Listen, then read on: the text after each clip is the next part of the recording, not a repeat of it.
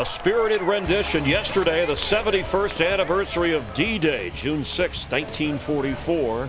How appropriate for the West Point Army Band.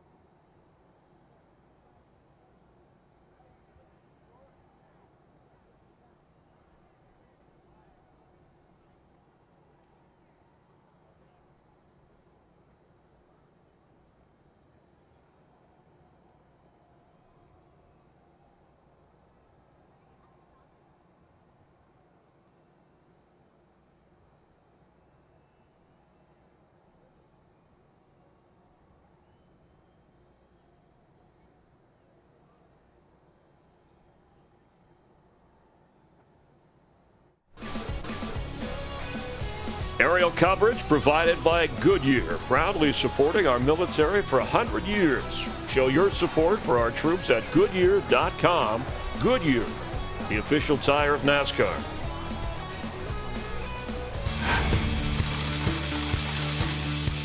Deep in the Keystone State lies a 2.5-mile speedway in the Pocono Mountains. It's called the Tricky Triangle, and it's easy to see why. Each turn here is actually modeled after famous turns from 3 other tracks. Carl Edwards and Denny Hamlin both won here on their first attempts. Team Hendrick has won the last 5 races at this track, but with 4 different drivers. So who today will have the best triangle offense and outfox the field on Fox Sports 1? This is the 75th race at Pocono.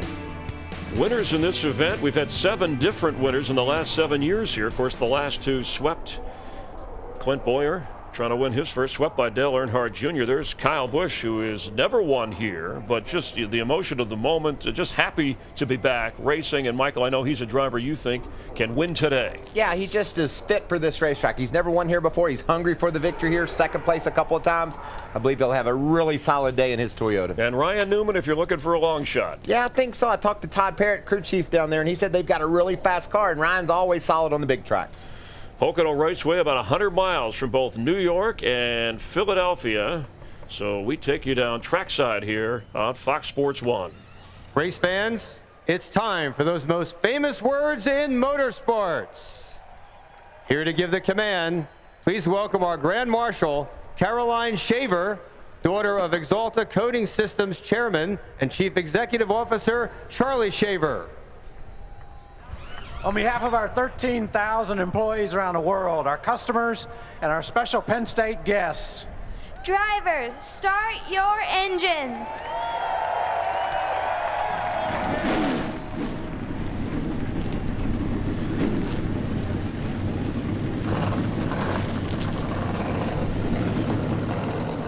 Drivers are ready to go, so are the fans. The weather outstanding. The guys who will call the race, as they always do, Michael, will be here watching. Darrell Waltrip, Larry McReynolds, and Mike Joy. Mike, you ready to go? Love this place, Chris. I love the challenges that Pocono presents. 3 different length straightaways, 3 different banking, 3 different radius turns. It's a high-speed oval, but you shift like a road course. Darrell, you're a busy man out there. Yeah, you know, I call it unique, yes, because we do things here that we don't do on any other super speedway. You mentioned shifting gears. We don't do that anywhere else. You talked about the 3 different turns. Where's the 4th turn? You know, so this track is totally different. It's unique, and the driver is busy. The straightaways are long, the speeds are high, but they're busy and they're working those gears. Well, the driver's busy, but how about the crew chief, Larry? I mean, how do you plan to run a race like this? Yeah, Mike, when I opened my eyes this morning in the motor coach, I had to start thinking about strategy. You heard Chris Myers talking about outfoxing the field, because it's a game. 2 tires, 4 tires, when to stay out, but more than anything, when to make that final trip to pit road. The 2 races here last year, Dale Earnhardt had a fast race car, but Steve Letarte was very aggressive on pit road with his strategy. And don't miss a restart here. They'll fan out 6 and 7 wide on the widest front straightaway in NASCAR. High fives all around in the number 4 pit. We are ready to race in the Pocono Mountains of Pennsylvania.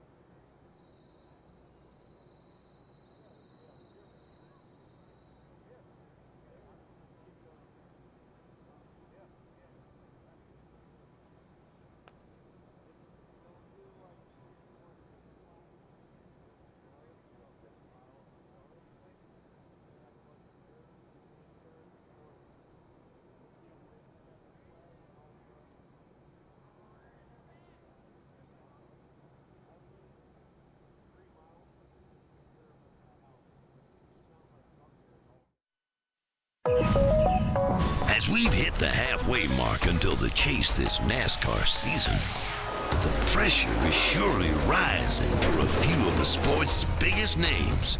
And today, it's only gonna get trickier as the drivers head to the unique setting of Pocono. It's gonna be a drama-filled, action-packed day of racing. So drop the green flag and let's get started here on Fox Sports 1. They're rolling off a pit road, the widest pit road in NASCAR and the widest front straightaway here in the Pocono Mountains of Pennsylvania. It's the NASCAR Sprint Cup Series on Fox Sports 1. There is the tricky triangle.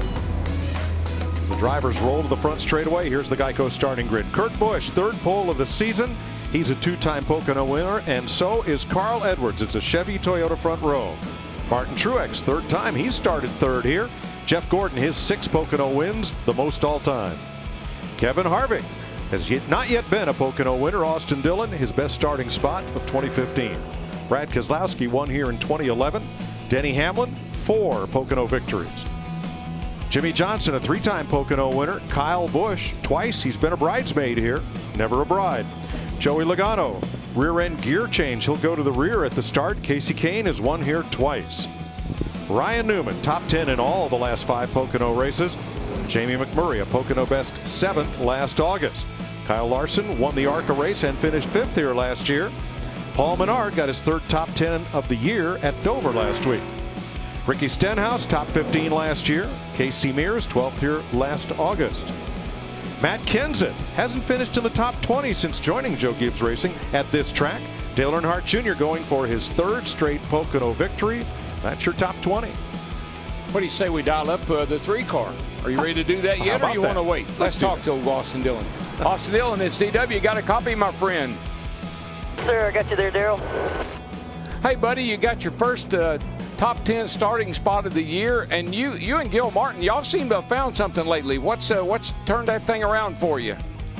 Well, we just wanted to rise the occasion and put this Dow car up front more often, and last 3 weeks we qualified well. We just haven't got the finishes that we'd like, so hopefully we start this week with finishing off a good starting position. Well, you got a truck win here, and you've been running a lot of the Xfinity races. Does that seem to be helping you a lot this year? Yes, sir, I think so. I think the confidence level is high from the Xfinity car, and we've done a lot to just try and do the best we can at taking everything we can each and every weekend. So we're going to work hard today and have a good finish. All right, my friend, good luck and great qualifying run, and I hope you can get a good finish today. DW. You know, one thing that's stepped up his game this year, his brother Ty's in this race too. You always want to beat your little brother. All right, let's get down to pit road. Matt Yoakum. Mike Martin Truex Jr. has a tremendous amount of confidence and optimism coming into Pocono. The past 3 weeks, he's led 357 laps, still seeking his season's first win and first here at Pocono. But crew chief Cole Pearn thinks they may have the best shot of anybody of beating the 4 of Kevin Harvick. The one concern that Cole has is the wind. It has changed direction, and their car was very sensitive to it in practice on Saturday. Chris Neville?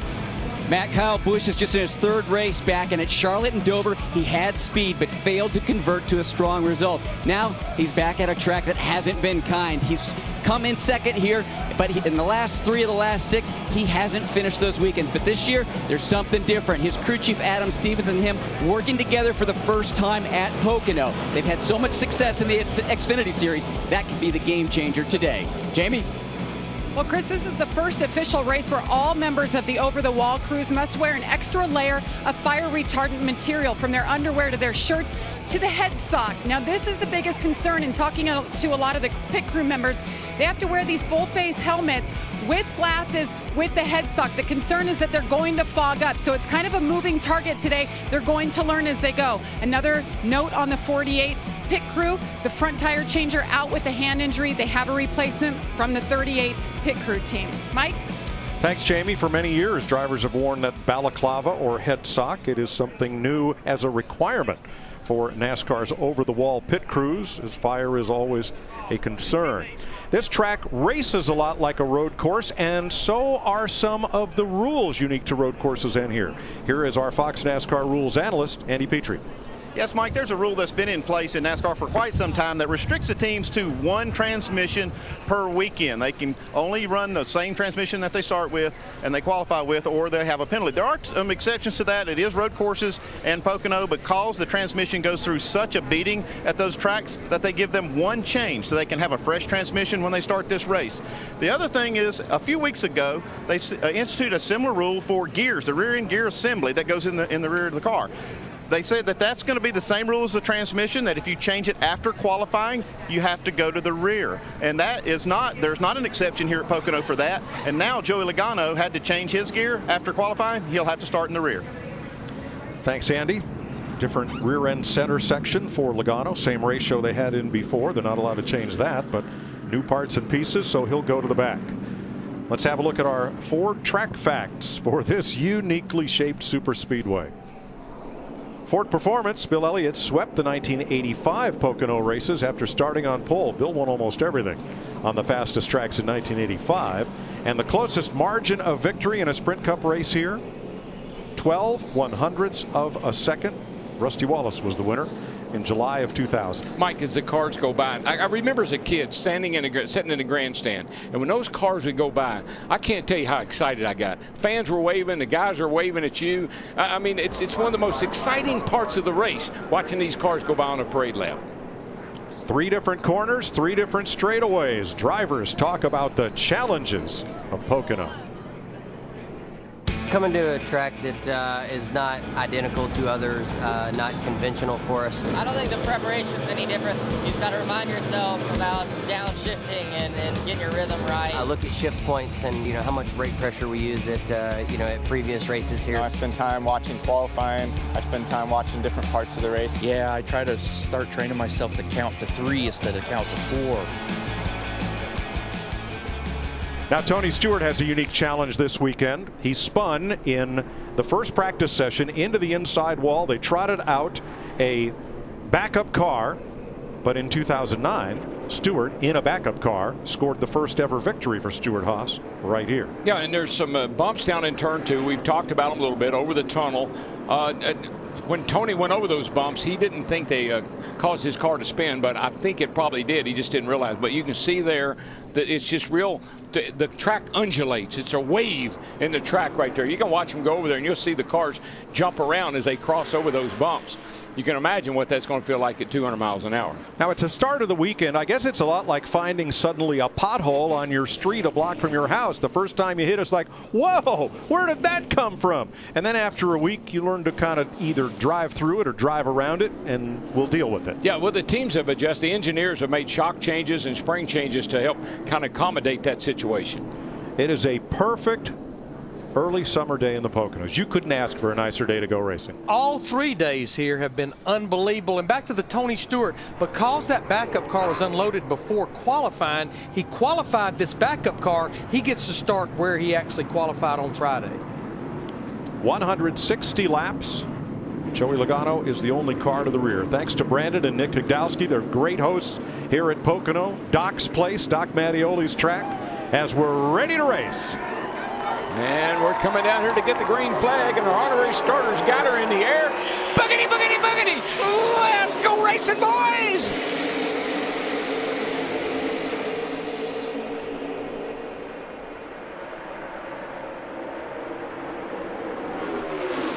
Truex from row 2 challenging Carl Edwards for the lead there. Well, you say exactly what you said, Mike. On these starts and restarts, they're going to get 3 and 4 wide going down into turn 1. What'll be interesting is when we get to turn 2 where those bumps that DW was talking about. Got to better hang on when you go across there, buddy. Still triple wide in the back. Harvick side by side there on the inside. That's where they've been running in practice. Nobody's tested that outside line. No, but I heard a lot of guys, Mike, talking about I may end up running out there because of the bumps. So if cars start to run out and get some rubber down, it might work.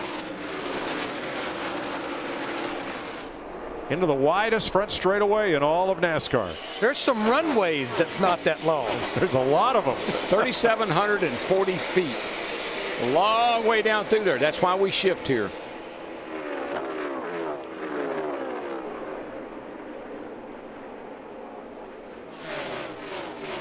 Jeff Gordon from 4th, up to 2nd behind Edwards. Truex 3rd.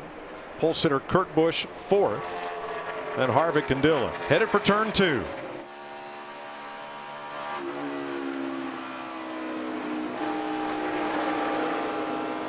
You could actually hear that as it went over that bump, or those bumps. Kevin Harvick in 5th, Jamie McMurray, Kyle Busch, Jimmy Johnson battle for 9th. And Mike, some drivers have told me they don't want to shift over the tunnel turn because of the bumps. They just want to leave it in high gear and roll through there as easy as they can and not take any chance on tearing something up. Much more orderly procession this time by. Back at 21st, the first side-by-side battle. Danica Patrick, David Reagan. A couple others peek out as they hit the entry of turn number 1. You can get a good bit of draft. These straightaways, as we have noted, are so long that you can really get a draft on the car in front of you and pull up to his back bumper. You see Denny Hamlin here pulling up on the back of Austin Dillon, not able to make the pass, but get right up to him. 6th place at stake here. Boy, I look at Denny Hamlin battling Austin Dillon for 6th here, and I think about his teammate Carl Edwards in that 19 leading this race. What a game the Toyota camp has made in the last 4 to 6 weeks. We were talking about them in the beginning, but not about leading races. No, they were complaining. All of them were about being down on power, and it showed on the racetrack every time we get to a straightaway. Rick Hendrick told me this is a racetrack dyno. That this is where you can tell who's got the power and who doesn't. With these long straightaways, well, that was what the Toyota guys were suffering with. Just didn't have any straightaway speed, no horsepower. They fixed that. Joey Logano is our biggest mover. He had to start in the back because of their rear end center section change. Moving up next to Michael Annett. Logano plus 10.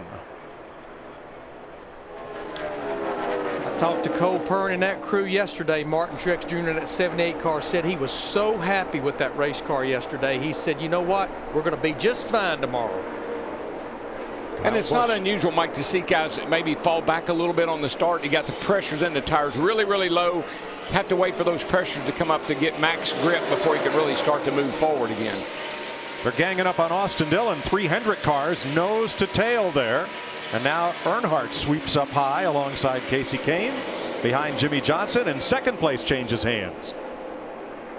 Martin Truex.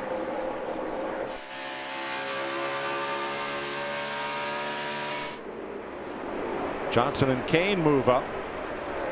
Dale Earnhardt Jr. in that 88, he's made a nice move since the start of this race because he qualified in 20th and now he's up to 12th, trying to do something that only 2 other drivers have ever accomplished here, win 3 in a row. The other 2, Bobby Allison and Tim Richmond.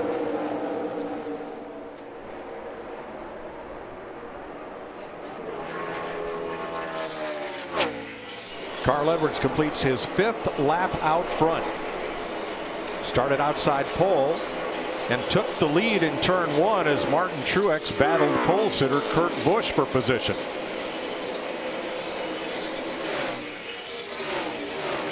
You watch these guys, Mike, they come up off turn 1 and about where the 48 or the 24 and the 4 are right now. That's about where you grab a gear. Now this is on Kyle Larson's 42 car. This is the right rear. This is the shock absorber. That shaft right there will tell you a lot about the movement. Now watch him as he goes through turn 2, through those bumps, how much movement it gets. It's just violent. It's quick, bam, bam, bam. but it's violent. Yeah, it's real violent. And Mike, to your point about the drivers adjusting and teams adjusting, I heard Darrell talking about it in the pre-race. Kurt Busch said it best. You had to be careful not to get too aggressive with adjustments just for that small section of the track because you could mess up the car for all the other corners. Yeah, it's almost like, and this is almost like contradiction. You got to put those bumps out of your mind. They're there. They're not going to go away. And so complain about them or worrying about them isn't going to help anything. Just deal with it and worry about the rest of the racetrack. Kevin Harvick closes on Jeff Gordon, decides not to make that move right there. What he's trying to do, he backed off a little early. He wants to get a run on this little short shoot here and try to maybe get under Jeff. Jeff's going to move down. He sees that Kevin is a little, Harvick's quicker. He's going to give him the outside and let him go. Should not come as a surprise to see Kevin Harvick moving forward. He's won everything there is to win here this weekend, except final round of qualifying. Martin Truex has erased half of Carl Edwards' lead. He's now 3/4 of a second behind.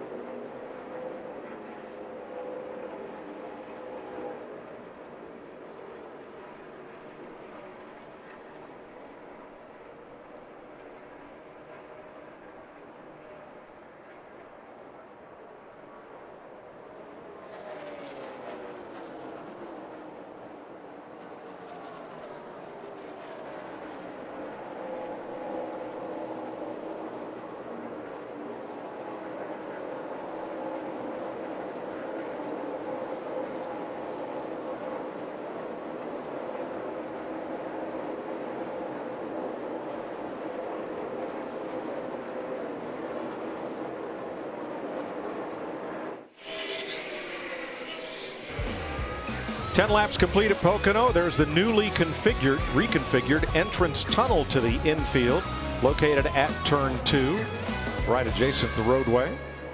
All beautifully redone. They've done a lot of work here, Mike, through the last 3 or 4 years of improvements all over the speedway. Big solar farm among the improvements. Carl Edwards has led these first 11 laps. We've also been watching Joey Logano move up 15 positions. And now let's go to Matt Yoakum for the Nationwide Dale Jr. Performance Report. Mike, a misstep in qualifying relegated Dale Jr. to start 20th today. He was quiet pretty much early on, but then he told Greg Ives he's already started using the track bar. The track a little bit rougher as far as the field today, and the track bar did not help. The car is still on the free side, but a lot of confidence coming in, knowing their car was probably the class of the field in the first practice on Saturday, and they were still pretty good when the temperatures came up. Earnhardt is 11th after starting 20th. The last 4 laps of this race, Kevin Harvick has had the fastest lap of all cars and gained almost a second on the leader. Yeah, you watch him here. He goes down into turn 1. You saw him catch 3rd gear. That just gives you that little bit of acceleration up off the corner there to get you started down that back straightaway. Now, along here somewhere, it's this driver preference. He'll catch high gear back to 4th. Now, Harvick is one of the ones that has not been shifting over the tunnel. He leaves it in 4th gear, feels like he can make better time there than fooling around trying to shift gears. Then when he gets over here to turn 3, we'll see it's optional with him. Sometimes he'll catch third gear, and sometimes he got third there, and they'll use that power to accelerate forward to get up off the corner. So it's kind of fun for a driver because it's not what we do every week. So it makes it kind of fun. And you play around with the gears. I'm going to shift. I'm going to do an early shift. I'm going to do a late shift. I'm going to shift here. You kind of play around with that all day long, trying to figure out the maximum optimum place to get most power. And the name of the game off all 3 of these corners is acceleration. What will get you down to the next corner the best? Well, it's more critical. I think Larry will agree. It's more critical this year because of less power. Boy, I tell you what, my man Martin Truex Jr., he was thinking about getting by right there. He's looking. That was a prime passing spot. Gets that big run. I think Carl will probably get it. He sees that Martin Truex in his 78's a little quicker. He fights back on the outside. But look, company's coming with that 4-car. Kevin Harvick back there lurking. I think Harv's sitting back there watching. Let me see what these 2 guys are going to do. Let them sort this out amongst themselves, and then I'll take them both. 14 laps complete. Fastest part of the track is right before the entry of turn 1 here. Right there, sort of in the middle of the corner, really. You'll catch third gear. You don't want to do it going in necessarily because it upsets the car a little bit. So you kind of want the car to kind of roll to the middle, then catch third gear, and then have that power to get off. Now, this straightaway is 3,000 feet. Again, one of the longest straightaways in our sport. Speed builds to 195 miles an hour before slowing for turn 2 there. Looks like the 78 car Truex a little bit better over those bumps in the tunnel. He gets right up on Carl's back bumper, but not quite there yet. Looking, can't make the pass. Can't get much lower than that. No, he's down on that yellow line, and now he's got him. Set him up perfect. Now you'll see him, he'll run away way over to the left there to get away from any side draft or anything. Clean air. Then when he gets down here to the corner, he'll swing back out and down into that corner. And just like I was thinking, Kevin's waiting, Harvick was waiting for those guys to sort it out amongst themselves. Ooh, Truex got loose, Darrell, as he got back to the gas. Might have been that shifting thing. Right where he shifted, he may have upset the car just a little bit. So Carl Edwards gives up first and second place. Everything okay there, Jamie? Yeah, I talked to Darian Grubb this morning for Carl Edwards, and he told me the most laps they ran at one time was 9 in practice, and he said the speed was good, but after that they didn't know what they had. Here we go. We're seeing an indication of the fall off just a bit, and they also thought their strong point was over the tunnel turn, but obviously not as good as the guys who just passed him. So watch for some adjustments coming on the 19. Matt? Why everyone picked the 4-car of Harvick is the car to beat today, because his balance through all 3 corners, even with the bumps in turn 2, were exceptional. The issue for Harvick and the 78 of Martin Truex, both cars are on the free side. Harvick's biggest issue, early entry into turn 1. It's just way too free. And Mike, look, our first 4 cars, 5305, 5309, 5307, 5302, they're running the same speed. Meanwhile, back at 15th place, Darrell, there's Austin Dillon. He's may give up a spot to Matt Kenseth, who started 17th. Dillon has faded back from 6th to 15th. Yep. Larry, at this point in the race, 17 laps into this first run, what kind of feedback do you want to be hearing from your driver? Well, we're halfway through this run, Mike, and so I need to know, breaking down each of those 3 corners that you spoke about, what it's doing in each one, because I want to make sure I don't help one corner and hurt another. So it's a little bit of a compromise, even on the adjustments. So how are you in Trenton? How are you in Milwaukee? And oh, by the way, how are you in Indianapolis? Martin Truex Jr. You're watching Fox Sports 1 NASCAR.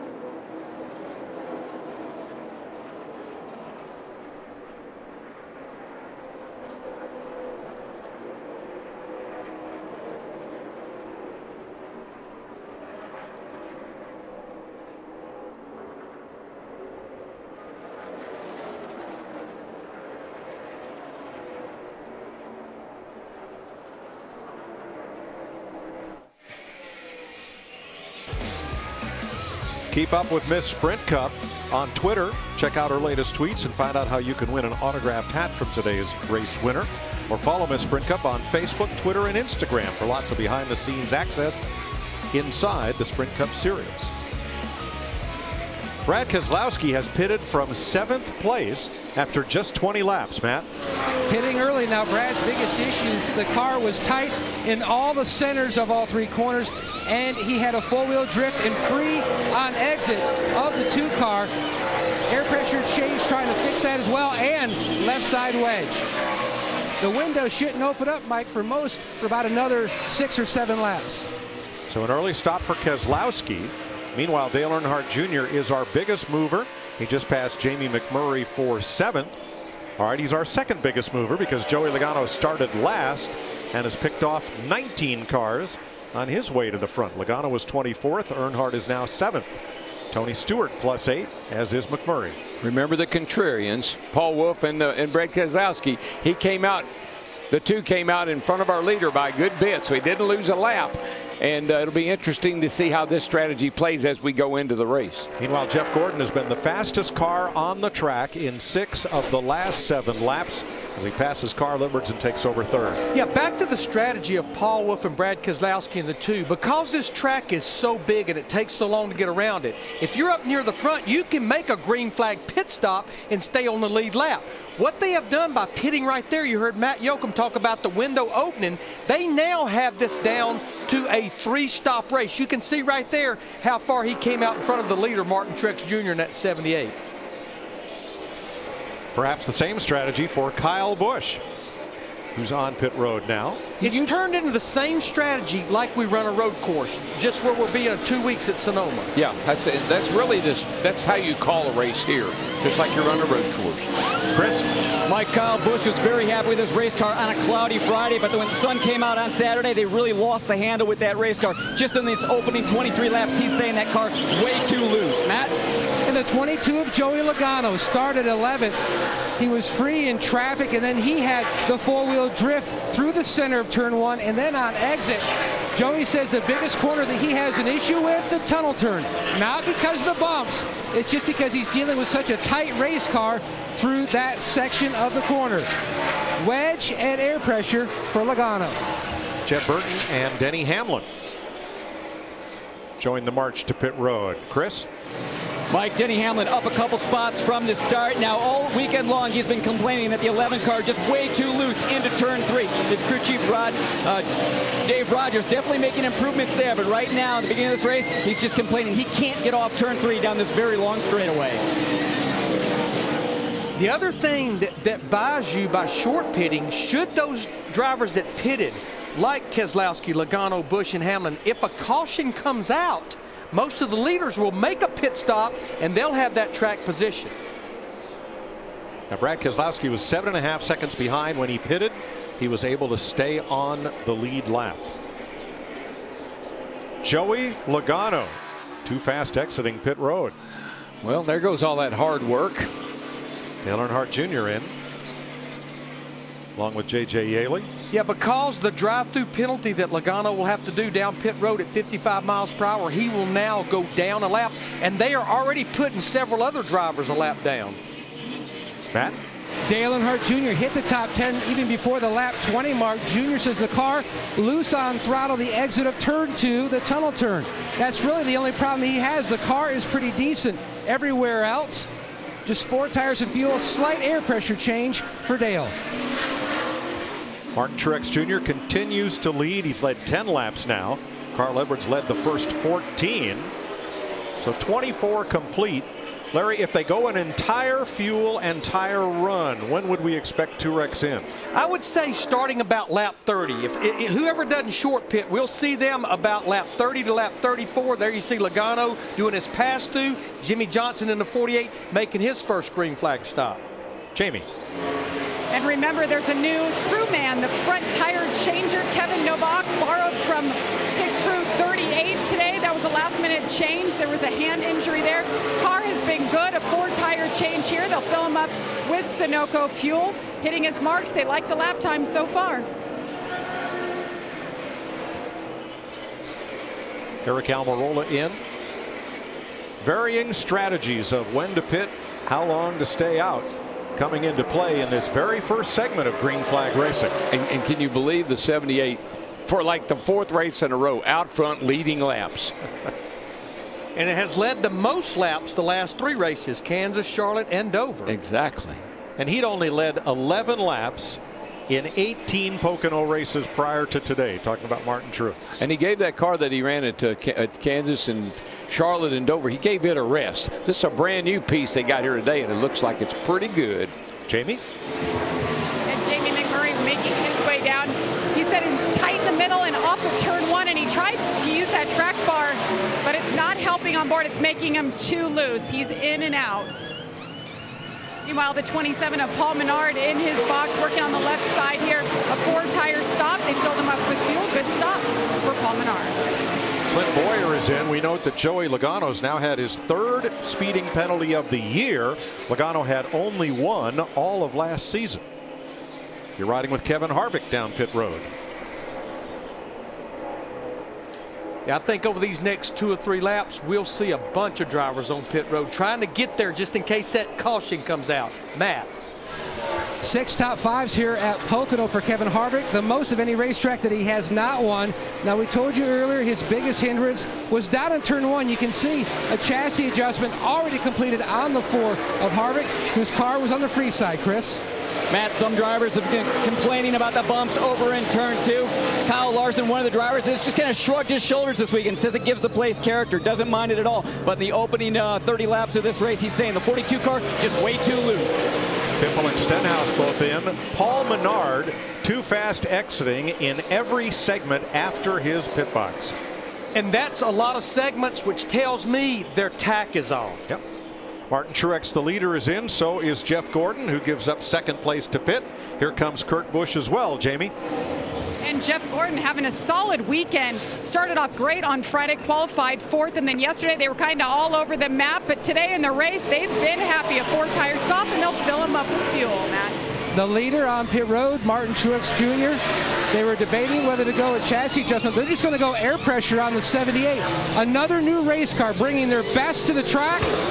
And he's away. New cars this week and the next 2 weeks following. Pat Kenseth, Ryan Newman, Sam Hornish, Tony Stewart are in. So is Justin Allgaier and A.J. Allmendinger. Carl Edwards, your leader. The first 7 drivers have yet to make their stops. And Larry, to your point, Paul Menard came down pit road to serve his penalty at pit row speed and sped through every single segment. Now he's going to have to do a stop and go. The tack is set wrong. What they're going to have to do is back the RPM way down, but because they can't reset the tack. One thing that's something's bothering me here, though, Larry. We're getting a lot of too fast exiting penalties down here. A lot of the pit boxes, a lot of drivers look over to their left. They see the end of pit wall. They see the last pit, and they have a tendency to want to speed up. That's where some of these guys are getting caught. Section 6 on pit road is where Matt Kenseth was just busted for speeding. Darrell, each week they are told in the drivers' meeting, pit road speed runs from yellow line at the beginning to yellow line at the end. But that line's painted on the racetrack, and I agree. It can be hard to see. It's instinctive, though. I mean, you're going. You're at pit road speed, and in an instant there, you think, okay, I'm out of the pits, and you're not. Jamie? Carl Edwards in that very first pit box when you enter pit road. No drama in that pit box, as they told me. Carl said he was a little bit tight through the center of the tunnel, turned in a little tight off all 3 corners. So they want to make an adjustment. He led early and faded slightly, and he's down. Casey Kane is the new race leader, employing what we'd now call a contrarian strategy of running out the entire tank of Sunoco race fuel. Austin Dillon's in, Cole Witt, Danica Patrick, Casey Mears, and Menard for the 3rd time doing the stop and go. David Reagan's in as well. Yeah, this is about right in a normal pit window right here. 30 to 34 laps is what I think they can go on a tank of fuel, unless they want a short pit like we've seen some of them do here already. Yeah, I think what's getting these drivers in trouble on pit road, it's a very long pit road. And there are 11 segments that they have to travel through, and I think that's what's getting them in trouble. Paul Menard being the exception, I think, with the tack issue.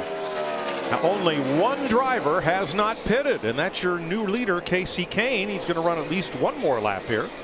Yeah, again, I think you can go 34 laps, and you can go 39 if it's the end of the race.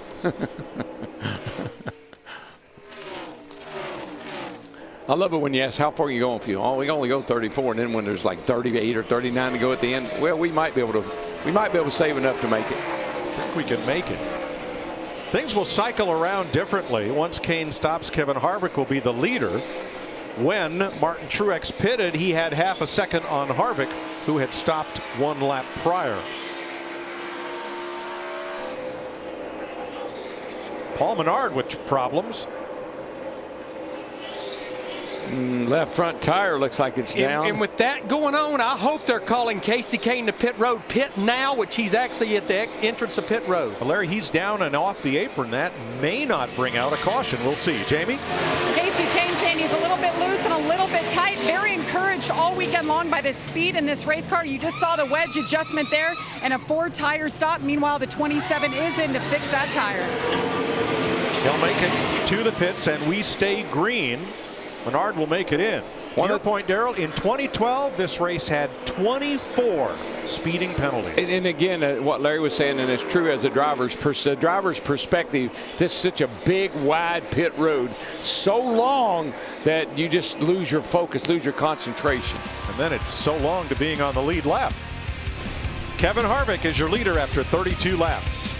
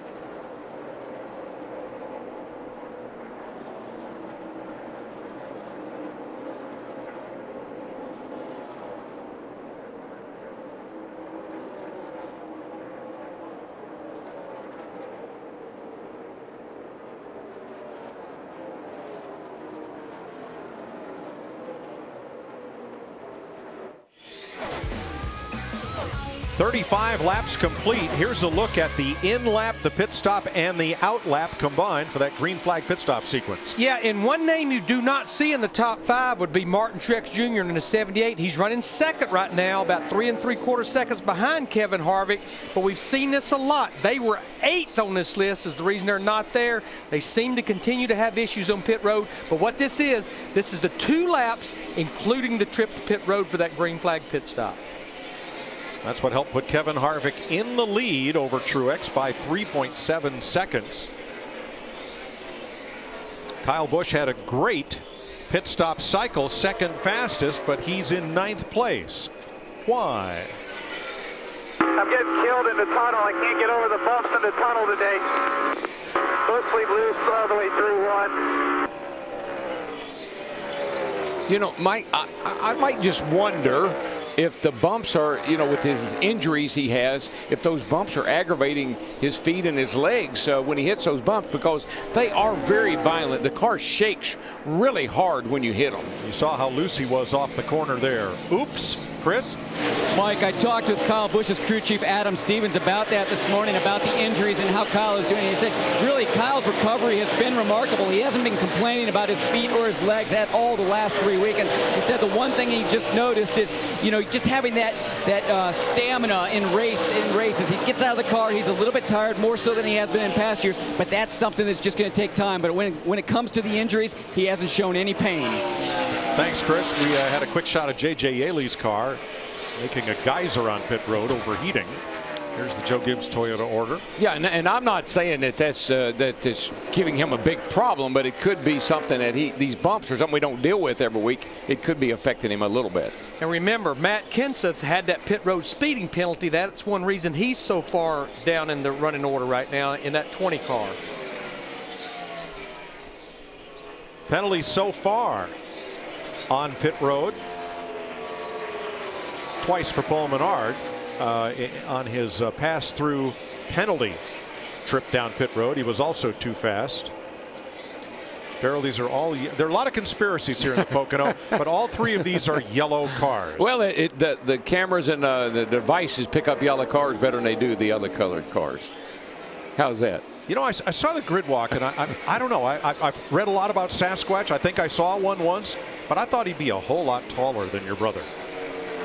My brother's pretty tall. That Sasquatch wasn't. I'm not going to say anything about Sasquatch, I can tell you that. Back real quick. He will fit in this booth, I know that. Back real quick to those pit road speeding penalties. There's no pattern that I see there either, because we know Paul Menard must have a tack issue. But when you look at Matt Kenseth in the 20, he's pitting near the entrance of pit road. Joey Logano in the 22 is pitting way down toward the exit of pit road. So there's no pattern as to why those three cars all had penalties. Sure there is. Too fast on pit road. No, they're all yellow. Hey, Mike Joy and I, we'll figure out a reason. You want a conspiracy theory, we'll find We're your people.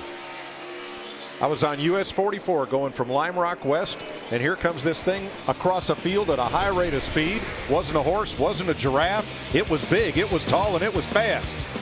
It wasn't your brother either.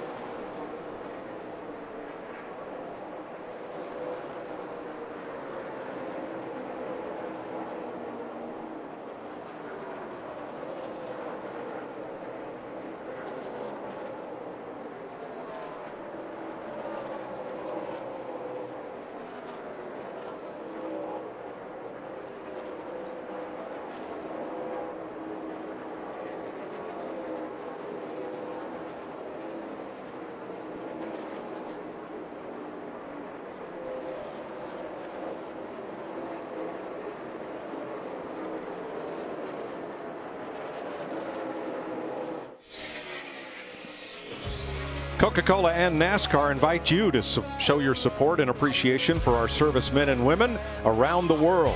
Each time you use the hashtag #ShareASalute in a message to thank service members on social media now through July 5th, Coca-Cola and NASCAR will donate $1 to the USO.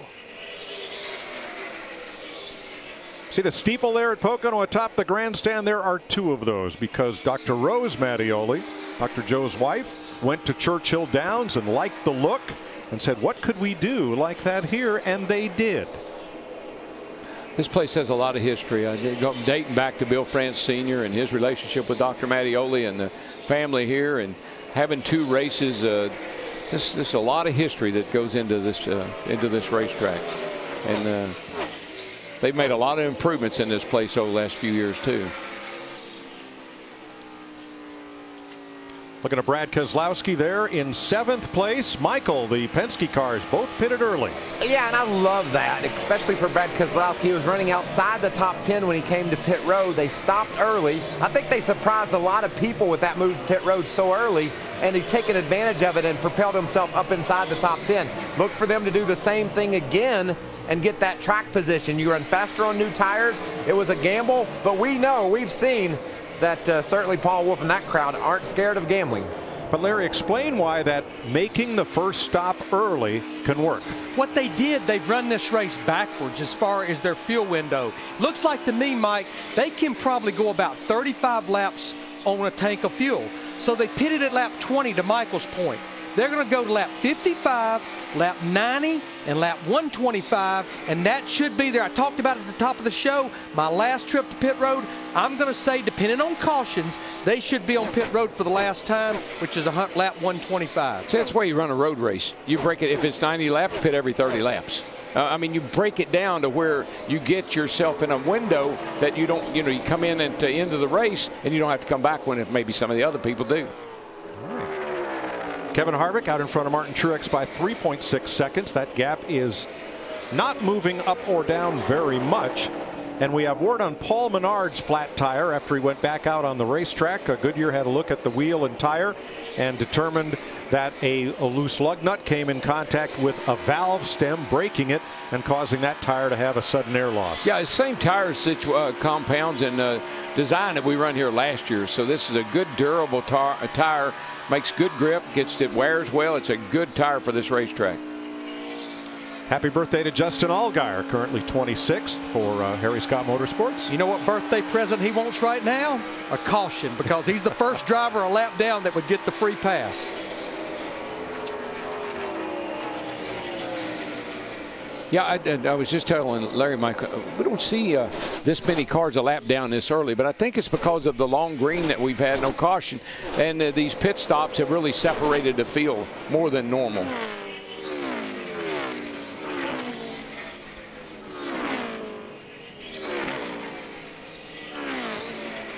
"25 cars on the lead lap. In the midst of those, in 16th is Austin Dillon. Now he started well up in the top 10, but he's been having some big slides like this one. Oh yeah, the car just got a little bit loose with him right there, and he had to catch it, and it went up the track with him. I saw right from the get-go the car didn't look like it was real comfortable to drive early on when we started this race, and it's got much better. They need to do some work on that thing.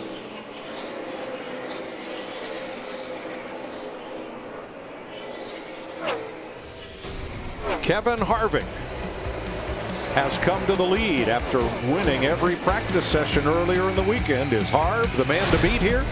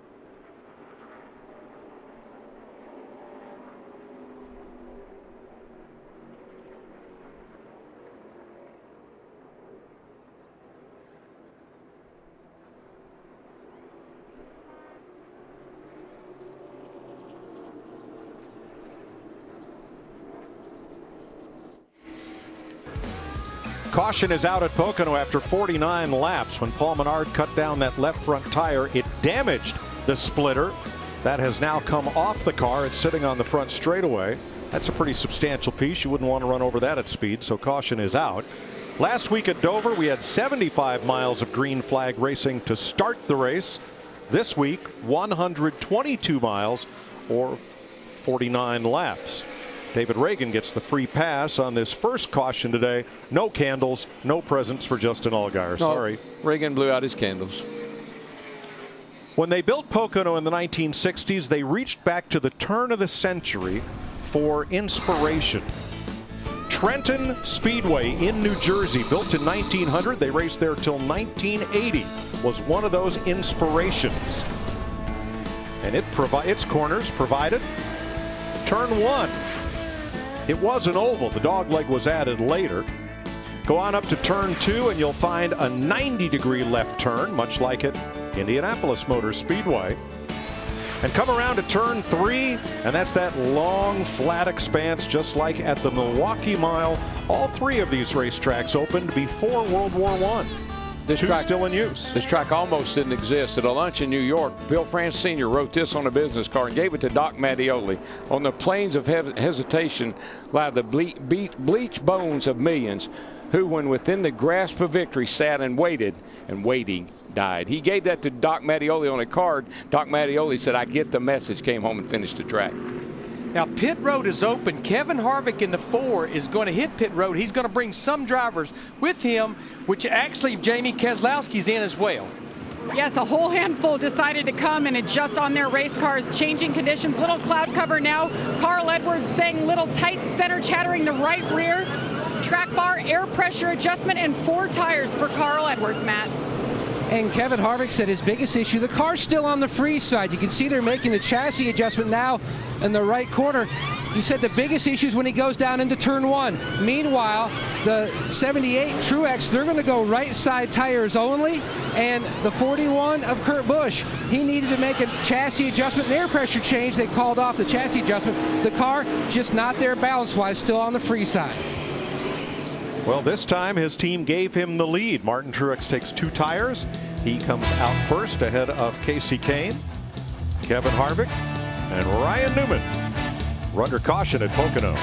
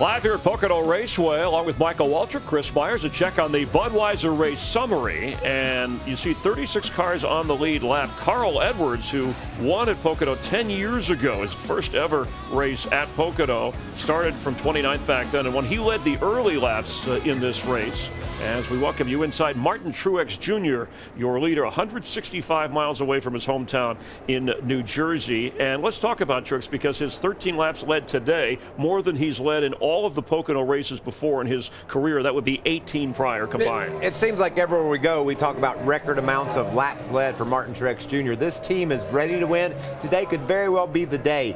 He loves his car. I heard a little bit of chatter on the radio. He thinks he might be one adjustment away from getting it just like he needs it over the tunnel. So if he makes that adjustment, he could have some company for Kevin Harvick. And all weekend, Kevin Harvick in the Budweiser car, the 4 very fast, has never won here. In fact, in the previous races, he's only led 10 laps. He looks like the one to beat, clearly. Yeah, I think he is the one to beat, but there are going to be some challengers. Look at Ryan Newman. He's charged up inside the top 5. The Hendrick cars, they're so good. Small adjustments could get them in the game. The only car that's struggling that really surprised me so far is Carl Edwards. He's really fallen off the pace. Yeah, and 2 wins this year, but 7 second-place finishes for Kevin Harvick, and trying to chase the leader down, Truex with Kane in between. Let's head back upstairs to Darrell, Larry, and Mike.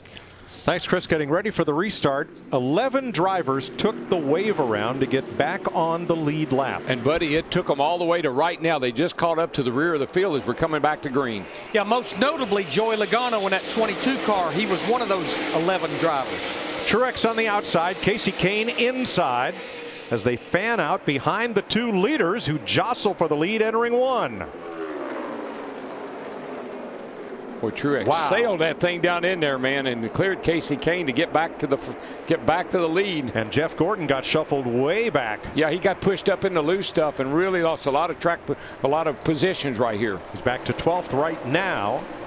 Under attack from the 18 car, and I think Kyle was sticking his nose in there.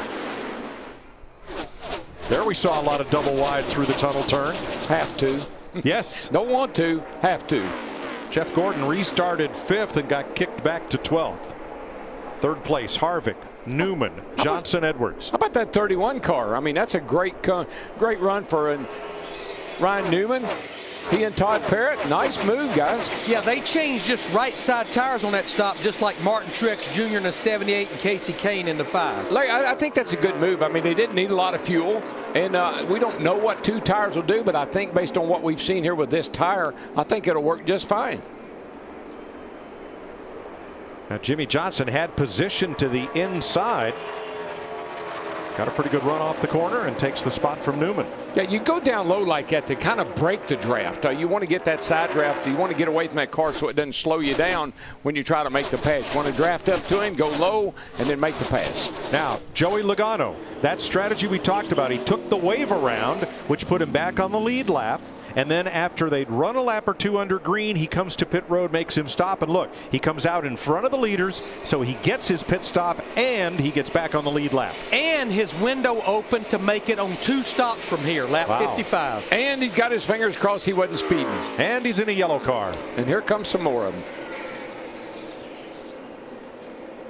Let's go back and have a look at the restart. We're under green at 56 of 160 laps right now. Now watch the 24 of Jeff Gordon, the blue car. He's up on the outside there. He's alongside of Carl Edwards. 3 wide into the corner. Gordon on the outside. That's the bad side. Yeah, he just gets, I mean, I think the air off the 2 of Keselowski may have just got Jeff Gordon a little loose, slid up the hill and lost a lot of spots. Went to the bottom, your 3 wide top. Car just wouldn't turn. 3 wide middle, clear high, still inside. Jamie, what's Jeff saying about the car now? And Jeff Gordon lost 7 spots there, and he said, guys, the car just went straight. So, Darrell, exactly what you said, and it's a shame. He's happy with this car. They've been adjusting on it. It's good, just not a good restart. Nope. Denny Hamlin just made the wildest move of the race, a top-to-bottom shot entering the corner to gain spots. See here, Kyle Larson getting a run on Jeff down the back straightaway. Larson grabs a gear, makes the pass. And moves on. Now watch the 11 of Hamlin. He's way up on the outside behind that red and black car. He and Kyle Busch. Whoa, elevator drop. Chris? Mike, Denny Hamlin pretty happy with the 11 car prior to that last pit stop. He said, guys, this car is pretty well balanced. If anything, if it would just rotate a little bit better in the center of 2 and in the center of turn 3, he said we could pick up the pace there a little bit. But right now, that 11 car is fast. It rotates good on the straightaway, I can tell you that. Right. Kevin Harvick into second over Casey Kane. He's now 1 second behind Martin Truex. Well, the 4 car, Kevin Harvick, he took 4 tires. And so I think he's got maybe a little bit of advantage. What do you think? Yeah, I mean, you got the best race car in the field. You got a solid pit crew that's going to be mistake-free. Why not take 4? Because now he's moved up into the second spot. At the tunnel turn, we just saw Greg Biffle battle Danica Patrick side by side over the tunnel for 17th place.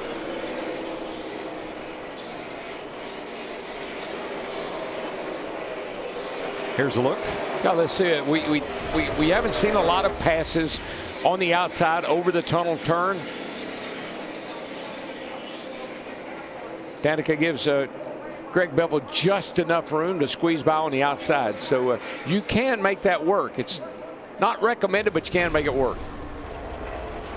There has to be a little give and take on the driver you're trying to make it work with. The guy on the inside, the tippy toe in there. Jeff Gordon trying to move back up there and away from those cars. Matt? Now, Mike, the previous run, Danica Patrick was telling Daniel Knaus that the more and more she ran, the car was more out of the racetrack, and that problem really magnified under braking, especially. The car just way too tight. Now, he did make an air pressure change, especially on the left sides, trying to open up the stagger. Now, after that stop, she's saying the car, they didn't make any adjustments. She's saying the car is much, much better balanced where she would like it. And remember, our pole setter, Kurt Busch, he gave Daniel Knaus, he gave him a nice compliment of saying, look, we were messed up when we got here. We put the setup that we ran here last year with Daniel, and that's what won us the pole. So he knows how to get a car set up for this racetrack. And Kurt is still in the top half dozen, running in 6th. Austin Dillon's making a stop at lap 60, 100 laps to go.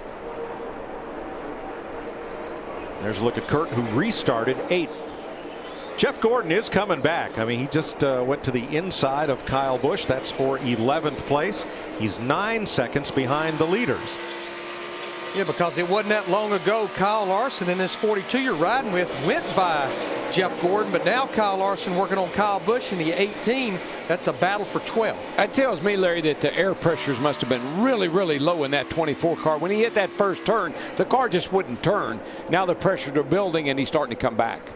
And the good news, that's something that Alan Gustafson can make an adjustment on for the next trip to pit road. Yeah, and it's not something you'd want to do if we have a late race caution there. You might not want those pressures quite that low.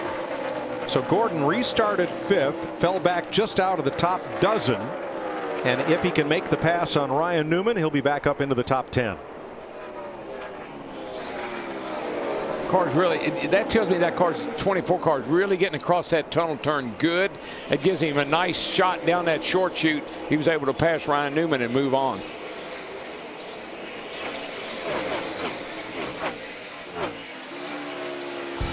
Kevin Harvick trying to chase down Martin Truex Jr. Just 0.6 of a second separate them.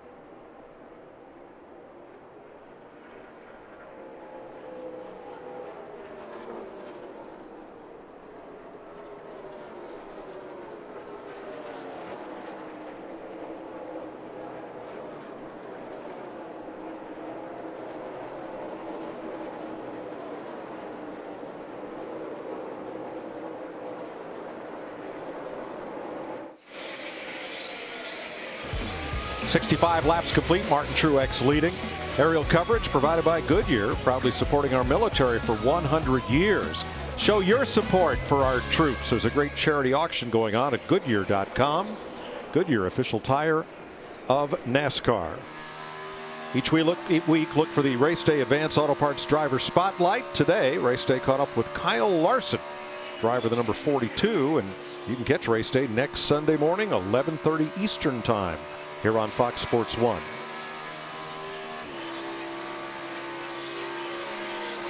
His teammate just made a pit stop from 14th place. Here's Jamie McMurray back on track.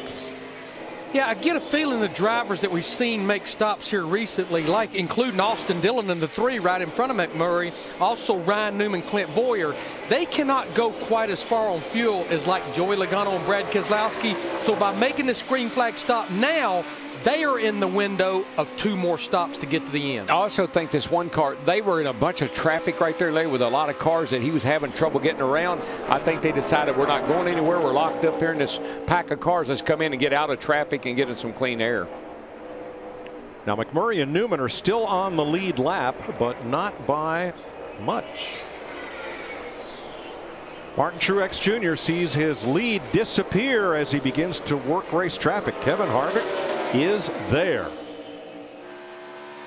Between them, they've led 49 of the 67 laps today. That kind of makes sense, Mike. You think about 4 tires versus 2. The 2 tires will hold on for a little while, but then the 4 are going to prevail in the end. Now, Casey Kane was the last driver to make that stop in that opening long green flag sequence. He's 3rd, while his Hendrick Chevrolet teammate Jimmy Johnson runs 4th. Carl Edwards started outside pole and led the first 16 laps, still in the top 5. And our pole sitter Kurt Busch got shuffled on the start, back to 4th. He's currently in the top half dozen. His 2 wins came from front row starts here, Kurt Busch, and he started on a pole today. Race ain't over yet. Dale Earnhardt Jr. 7th right now, and Denny Hamlin, you saw the bold move he made to get to 8th. Oh, Ricky Stenhouse. Trouble on the right front, looked like. Second caution of the day. Lap 69. Stenhouse was 17th, and he pounded the wall. Boy, he did. Eric Almirola will get the free pass. 26 cars on the lead lap. I got really sideways down the back straightaway, and it lost all brakes going in the tunnel. Sound like there was some contact made between he and Stenhouse trying to make a pass here. That's Casey Mears, the 13 just ahead. Now this is going into the tunnel turn.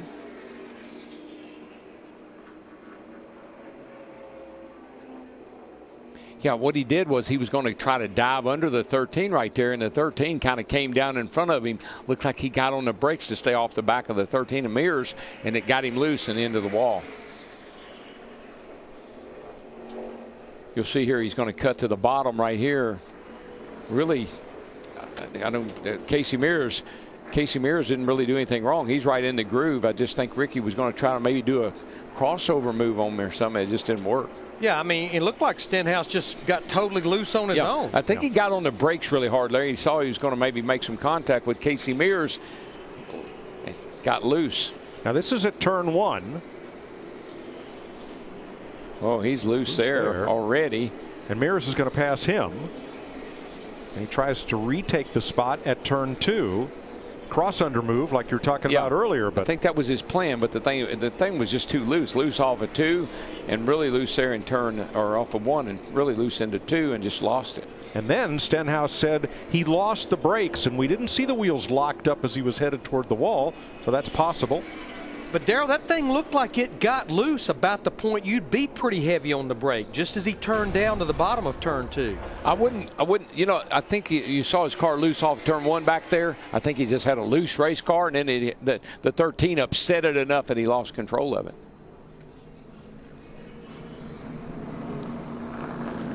Larry, they were last on pit road 18 laps ago. Yeah, this is one of those little bit in a box because you're nowhere near being able to make it on one more stop by pitting here. I get a feeling that we may see some drivers that might stay out. We may see some that just top off of fuel, but I will say this, taking the wave around and making the green flag stop, it has paid dividends for Joey Logano, because I know he's in 22nd, but he's back on that lead lap now. But Larry, what if you took 2 tires on that last go-round and, you know, I don't know if I'd want to come down and maybe try to get 4 tires on my car now. Like Martin Truex. Right. Yeah, and Ryan Newman's already made his stop, so right now the drivers that's out there on just right side tires would be Casey Kane in the 5s, who's on pit road. Yeah, these 2 tires. And Martin Truex Jr. Yep. So we're seeing a little bit of a split decision. So drivers that took out. 4 staying out, and a lot of drivers who took 2 on that last stop coming in. Jamie. And Casey Kane took only right sides last time. They opted for 4 tires. This time with a wedge adjustment, the 24 in as well. There they go, working on the left side. Casey Kane getting the car better each stop. Matt. And Rodney Childers kept Kevin Harvick on the racetrack. Cole Pern brought the 78 of Truex down. Now, they were originally talking about going left sides only, but when Harvick stayed out and several others, they decided to go 4 tires on the 78, the only change. Going to be a bit costly. There is Truex losing 5 spots on pit road. Ricky Stenhouse brings out the caution in turn 2.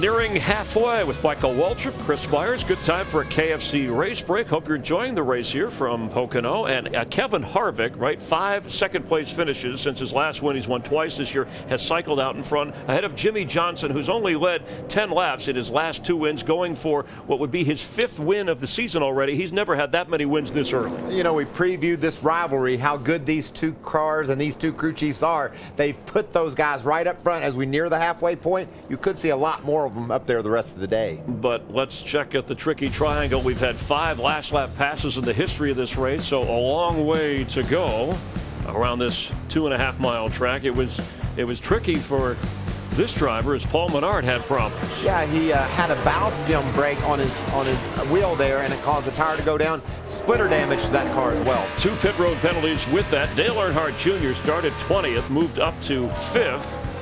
He's, of course, trying to win his 3rd straight, but Martin Truex Jr. has been the story. He's led the most laps. He's led the most laps in the last 3 races, looking for his 1st win in 2 years. Yeah, and that car is really stout today, but he's got the guys that you're going to have to deal with all year long. Look at Stenhouse down into the tunnel turn. He said he lost his brakes on entry, gets sideways and hard into the outside wall.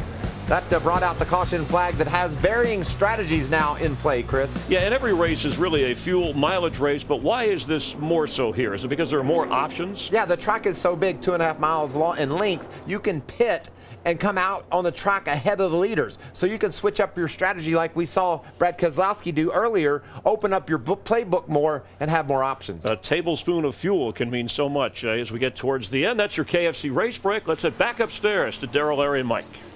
Thanks, Chris. 26 lead lap cars for this restart with 88 to go. Behind the Chevy SS pace car, Kevin Harvick, Jimmy Johnson on the front row. Carl Edwards in a Toyota with Dale Earnhardt Jr.'s Chevrolet. Then Hamlin and Kenseth in Toyotas. Logano's Ford and Dillon Chevy. McMurray and Newman are your top 10. We're back under green as they fan out. Boy, Dale Jr. looking for some running room here through the middle. Harvick on the outside, Jr. there right behind him. Truex looking underneath, Jr. coming off turn 1 there.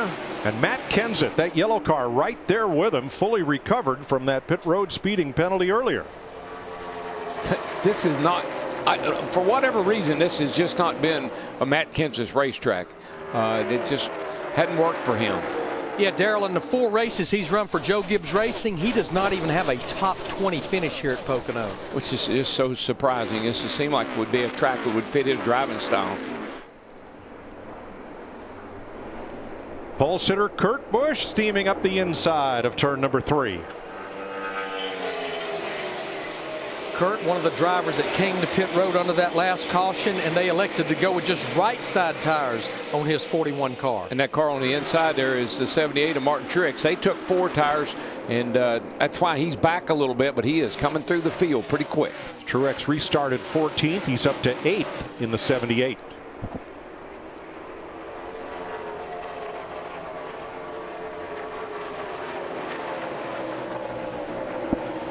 Matt? Mike, the concern for Kurt Busch in the 41, simply from the start of the race, on the initial start and then on the several restarts since, he says, I'm just messed up on the restarts. I need to have the car more into the track. I just cannot get forward grip. Now, they went right side tires on the last stop. Tony Gibson said it worked for the 78 of Martin Truex Jr., helped get them track position. Let's give it a shot as well.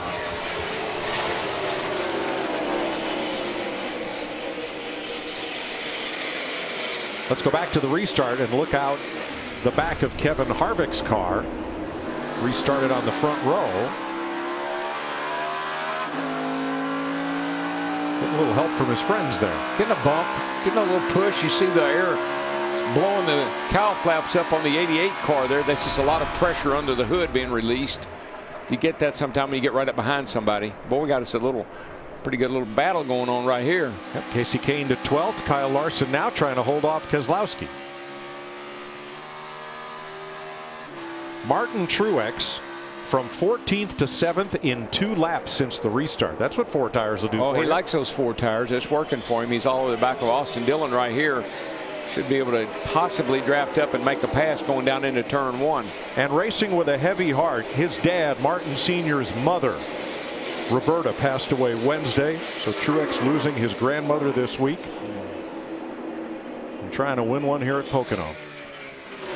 Yeah, he's going to take advantage of Austin Dillon there in the 3-car. Austin, one of the drivers that elected to stay out. Remember, he made a green flag pit stop on lap 60 with his 3-car.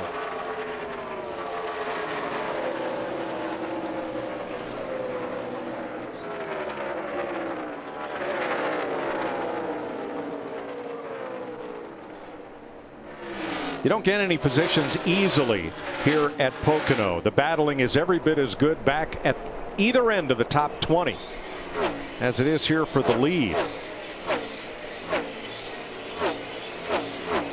Danica Patrick and A.J. Allmendinger were battling for 19th. There they are. Allmendinger won the battle, but it was a skirmish here at the tunnel turn. Whoa, big slide. That's contact there. Yes, sir. And I know, listening to Dale Earnhardt Jr. in the media center, that was one of the fears. He said as you go through those bumps right there, is your car just walking up with you, as you saw Danica Patrick's 10-car do. Ricky Stenhouse brought out the second caution flag of the day when he hit the wall at the tunnel turn. Chris Neville. And Mike, his crew doing the best they can to try and get the 17 back on the racetrack. Ricky Stenhouse Jr. finally getting out of the car. A bit too frustrated to talk with us right now, but I did hear that he lost his brakes going into turn 2, just couldn't get the car slowed down. But obviously a few tough weeks for this team. They had a left front hub failure at Charlotte, right front suspension failure at Dover, and now this. Yeah, Chris, they finished 37th last 2 races at Charlotte, at Dover, to your point. Still some pretty tough sledding for the Roush Fenway boys right now. The 16 of Biffel's running 22nd, and the 6 of Bain is running 29th, and then Ricky's in the garage. So they still got a lot of work to do. Yeah, Greg is the only Roush Fenway Ford driver still on the lead lap, back in 22nd.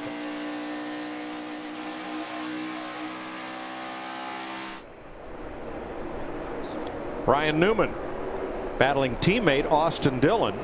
8th place changes hands here. Yeah, it looks like that 3-car kind of, it started, you know, on the restart it's pretty good, but he keeps falling back as we get into the run. So they need to work on the car on the longer run. Both the Dillon boys still on the lead lap. Austin in 9th and his younger brother Ty in 18th.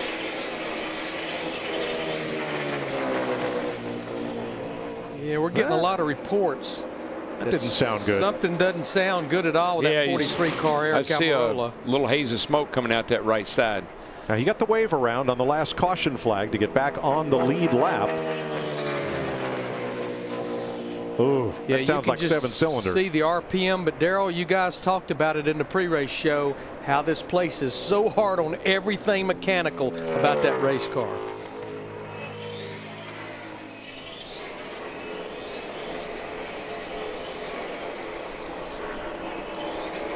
Kevin Harvick leading Dale Earnhardt Jr. by 1.6 seconds. Here's a nationwide performance update from Matt. Dale Earnhardt Jr. Chevrolet living up to his potential, just under 2 seconds back of Kevin Harvick. Now, they've made a lot of progress today. The first run, the car was on the free side, especially on exit.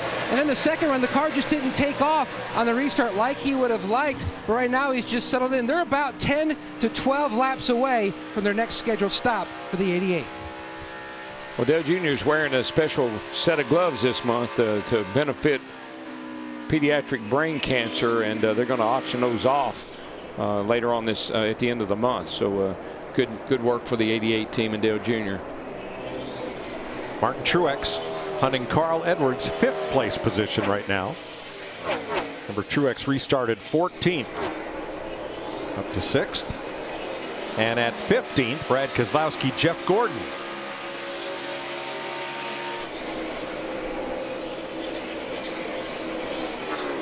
And as they battle side by side off into the corner, Chris can update us on Eric Almirola's woes.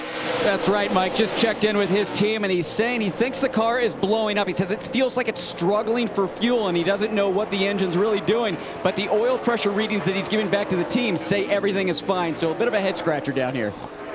I don't know, Chris. He's we just saw that nice pass there by by Jeff Gordon over the tunnel past Brad Keselowski, but Chris, back to the 43, he's definitely got an engine problem because the thing is starting to show some smoke.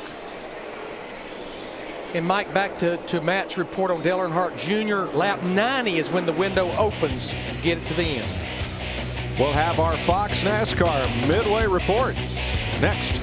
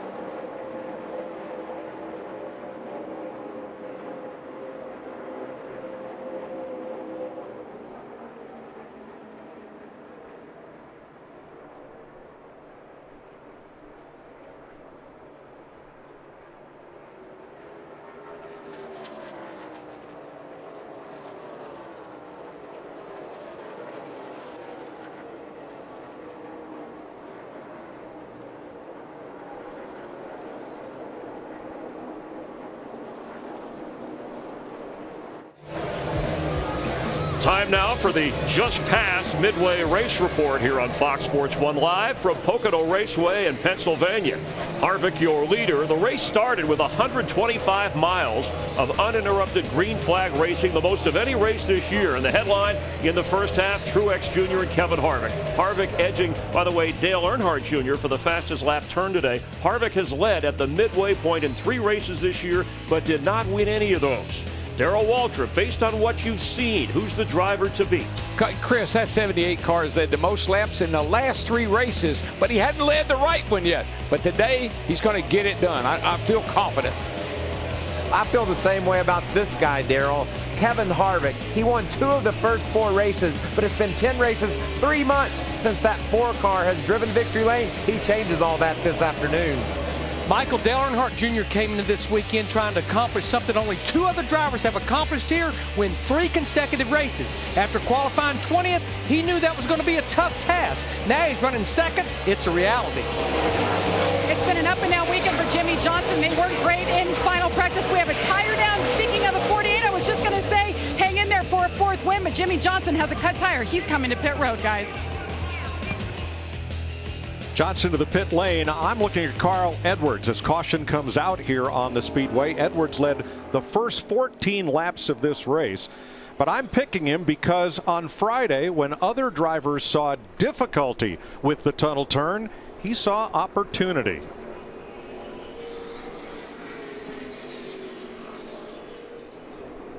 We're going to have pit stops during this caution period. Let's check with our NASCAR Fox rules analyst Andy Petrie. Yeah, Mike, we've had 4 pit road speeding penalties today that have affected a few drivers. Paul Menard got 2 of those.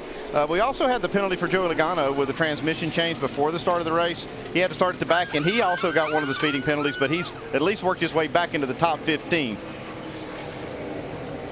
Thanks, Andy. And pole sitter Kurt Busch, who has not led a lap but has stayed close to the top 10 all afternoon. Brother Kyle Busch 0 for 20 in his career in Pocono races. At his third race back from injury has made it as high as 8th. Just this thought, too, that 4 of the last 6 Pocono races, the winner took the lead for the final time with 8 laps or fewer to go. And that's your just past midway race report. We're glad you're watching NASCAR on Fox Sports 1. Let's continue under caution and the pit stops and head back up to Mike Joy. Eric Almirola comes in before the pits open. They lift the hood, hoping they can find something simple like a plug wire off or that it's not an internal engine problem. And I'm watching the 48 team. They're on pit road, and they've been there a long time, and they keep working on the left side of the car. They let it down. They started to let him go. Now they've jacked it up again. Now they're looking under it. So there's something maybe going on with that 48 car. You could see the left front right there as it just went flat on him. Good thing is it happened right in the middle of a very long straightaway, and that certainly helped the cause there, him being able to keep control of that 48 car. Yeah, I couldn't tell, Larry, if they were looking to see if something rubbed on the tire or if there was some issue with that. But anyway, Jamie. Matt Kenseth having a nice day. Starting mid-pack, he's up to 3rd, wants to pit here because he says his car's a little bit tight. They'll adjust for that. They've taken 4 tires all day, and they'll do it once again, Matt. Kevin Harvick hits his box. Now, he said his car is stellar down in turn 3. He still could use some help in turn 1. Meanwhile, the 88 of Dale Earnhardt Jr., he had a vibration on the right side shortly before his car hit pit road, and Cole Pearn, once again, pulling strategy, going right sides on the 78.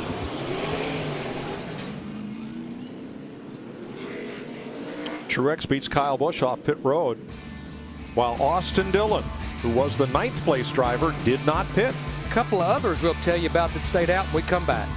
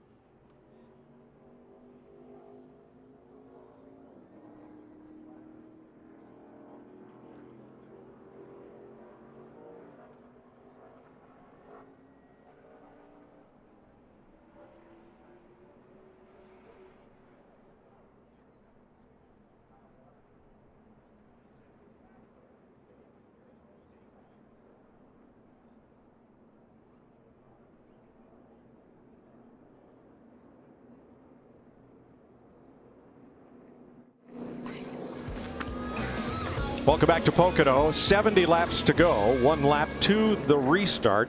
And problems on pit road. We'll watch from Brad Keselowski's car. Martin Truex is going to be pitted right in front of Brad. Watch the air hose the tire changer is using on the 78. As Keselowski is done, his crewmen come back to the wall. And you'll see the tire changer on the 78 look back for his air hose. And it'll be just a little too late right there. Keselowski's going to run over it and drag it along with him down pit road. And a couple of crew guys get upended by this. Yeah, it's so dangerous. I mean, you get hung under there, and that thing is like a rope, and it just cuts your legs right out from under you. Kyle Turner, one of those upended, we're told. And Andy Petrie, we know there's a rule against removing equipment from the pit box. What if it's not your equipment? Well, I think that's the key phrase right here, Mike, because that was not the 2 cars' air hose or air wrench that they removed, obviously removed from the pit stall. Brad Keselowski is able to go through that pit and actually 2 more and to be legal. Those the other guys really need to try to clean up pit road a little quicker to get that out of the way, but there's not going to be a penalty on either one of these teams. All right, we're going to add 1 more lap of caution, so we'll take a pit stop.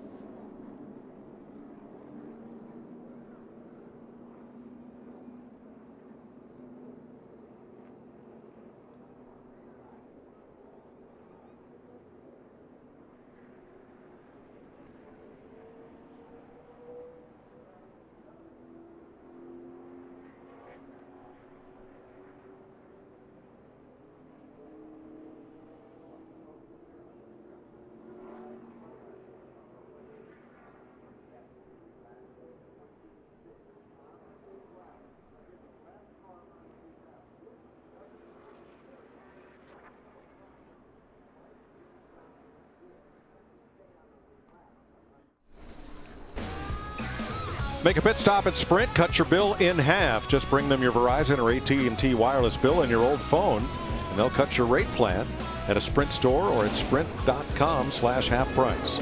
Jeff Gordon, currently 2nd. Most Pocono wins all time since we started racing here in 1974. Now Martin Truex Jr. will restart 6th, wondering about the number of laps to go here. Just got to save here, and then we can make it in 1 more stop. I have to make up about 2 laps over the next 2 runs. Copy. Do you know how much not shifting is worth? It wasn't a lot, but I mean, it's going to be a 10th or 2 at least. On the restart, Jeff Gordon, Austin Dillon, Kyle Larson, Tony Stewart, and Sam Hornish Jr. did not pit under that caution. They're out front. The reason they didn't pit, their window had not opened. You will see those drivers on pit road under green in the next 8 to 10 laps. And the conversation about not shifting, how much will it save? It'll save a little bit. And when you're trying to save fuel, just keep it in high gear. That will help. Jamie? Well, Jeff Gordon has struggled on restarts today, and right before they restarted there, he said, my car is good, guys, but it's not worth a darn on restarts. They said, go like heck, just get around the 3 car into clean air and we will be good, and that's what he did. He's led over 1,000 laps at this racetrack. with 6 victories as Kurt Busch and teammate Kevin Harvick go side by side for 13th. Alex Bowman goes around and just missing him. I think that was Josh Wise. So caution comes out again at lap 94. And Larry, will this open the pit stop window? Well, it doesn't really open the window because, again, I think we go back to some earlier green flag stops. These drivers that stayed out, they couldn't go as far as like some of the Team Penske Ford drivers.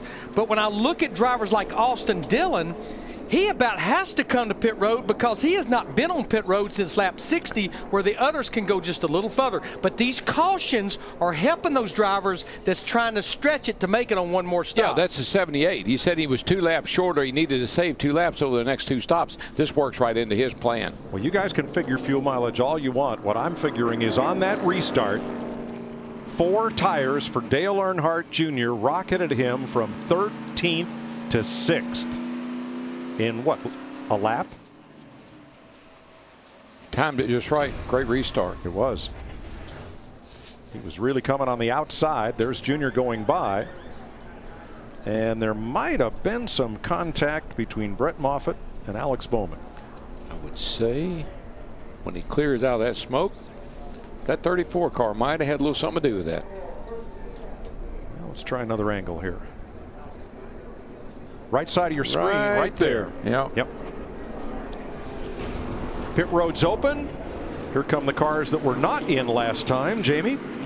And Jeff Gordon, Alan Gustafson said, well, that blew our whole strategy there. Jeff's car is pretty good. They decided to go ahead and pit here.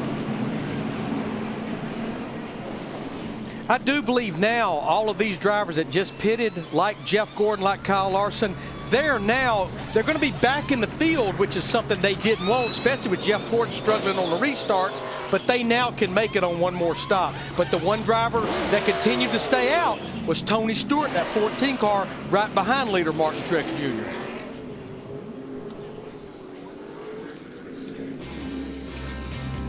.66 laps to go. Differing strategies. We'll see how they play out.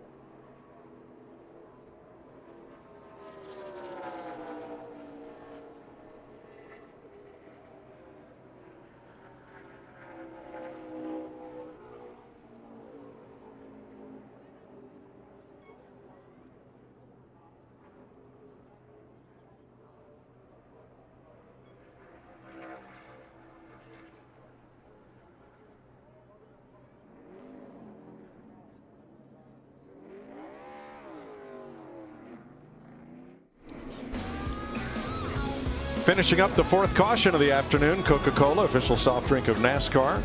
Here's a look at how the Coca-Cola racing family is performing today. All of them are among the 27 cars on the lead lap as we get ready to restart with 64 to go. Martin Truex, Tony Stewart did not pit under this caution either. They will be on the front row for this restart ahead of Keselowski and Earnhardt, Kane and Kyle Busch, Dillon and Patrick, Kurt Busch and Harvick, your top 10. Boy, I like where that 78 car is now. I think his strategy is pretty good. They needed a couple of laps, and those caution laps are going to help him, I think. So I like where he is right now. Kyle Busch top to bottom, eases it into turn one, 3 wide. Earnhardt on the top side, goes around Stewart. Casey Kane slips up behind Harvick. Whoa. That blue 5 car went for a big ride there and backed up some folks. Looks like the 405. Look going at past this. The Fox office is there. I've seen this not work out too good a lot of times. Whoa, 4 wide, and at second, Keselowski and Earnhardt. But Mike, you mentioned it before we went to break. Dale Earnhardt Jr., 4 fresh tires. He is making some hay. All I know is these guys back here, they are racing their hearts out trying to just pass anybody, somebody. Give me some room. Well, they're getting all they can here just right after a restart. Like you said earlier, Darrell, I'll come get some fresh tires and I'll pass everybody on the restart, and 20 people all thought that way. Exactly.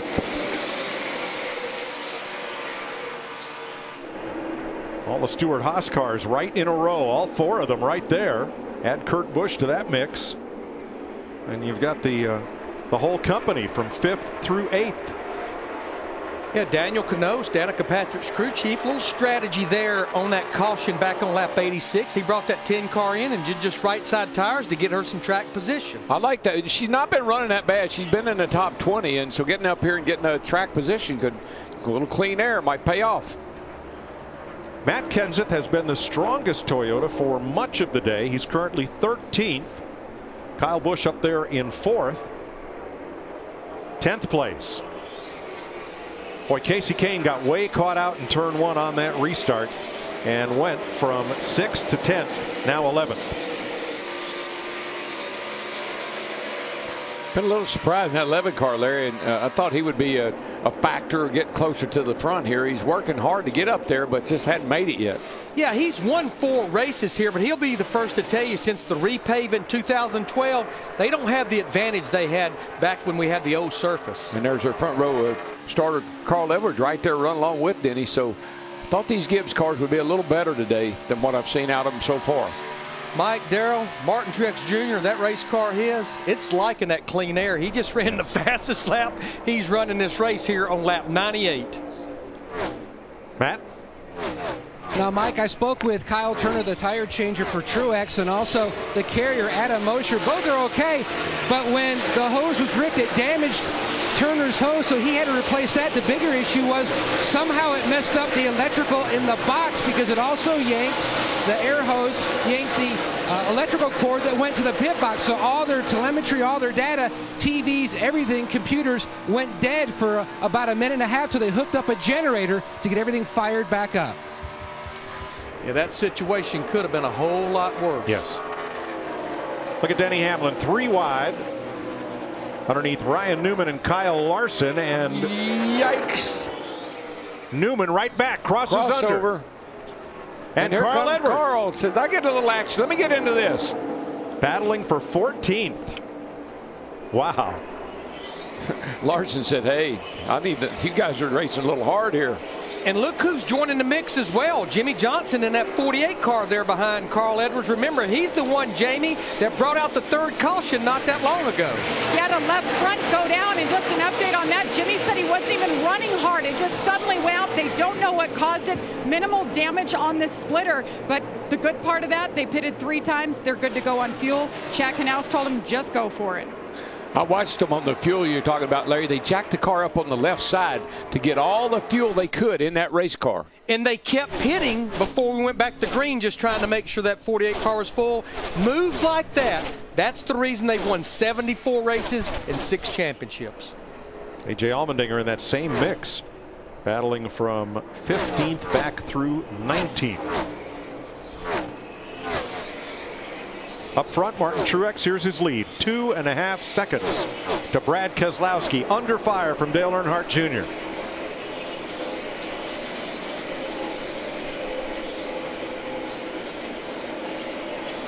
See why one of the most revered names in NASCAR. Trust the most winning name in NASCAR. Go to Chevy.com/Dale Jr.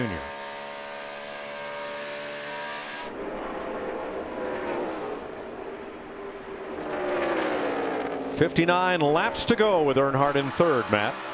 Mike, the battle for bragging rights may have already taken place this weekend. Now, Dale Earnhardt Jr. has his own paintball war field at his house, and Jr. challenged Jimmy Johnson and the 48 guys to his 88 guys Saturday. Now, if you talk to the guys, the 48 guys won the battles, but Junior's team, they won the war. They scored the flag. Good time had by all, but I think that everyone was extremely impressed with the IT guys. They showed up with exceptional guns. So you know what happens? There will be a round 2, and everyone will show up with all new stuff. You know how the competition goes. Yep. Escalating technology. It's always those. Even in fun. Those IT guys. They always got something up their sleeve. Hope that still stands for information technology. It. Oh, it's it. Just the it guys. It's those guys.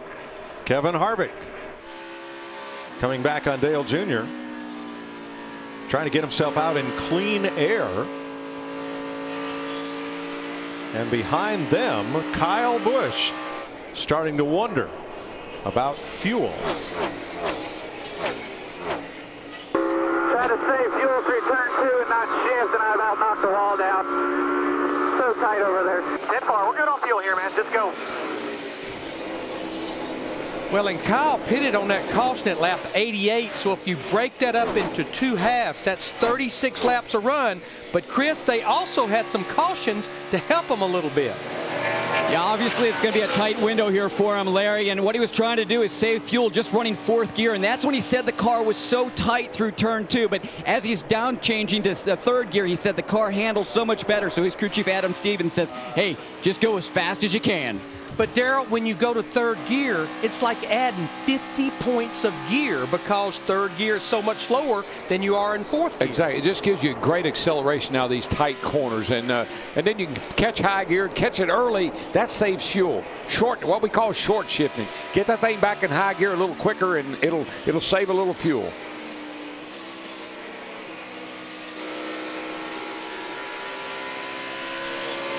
Third place. Earnhardt closes on Keselowski's Ford. To make the pass.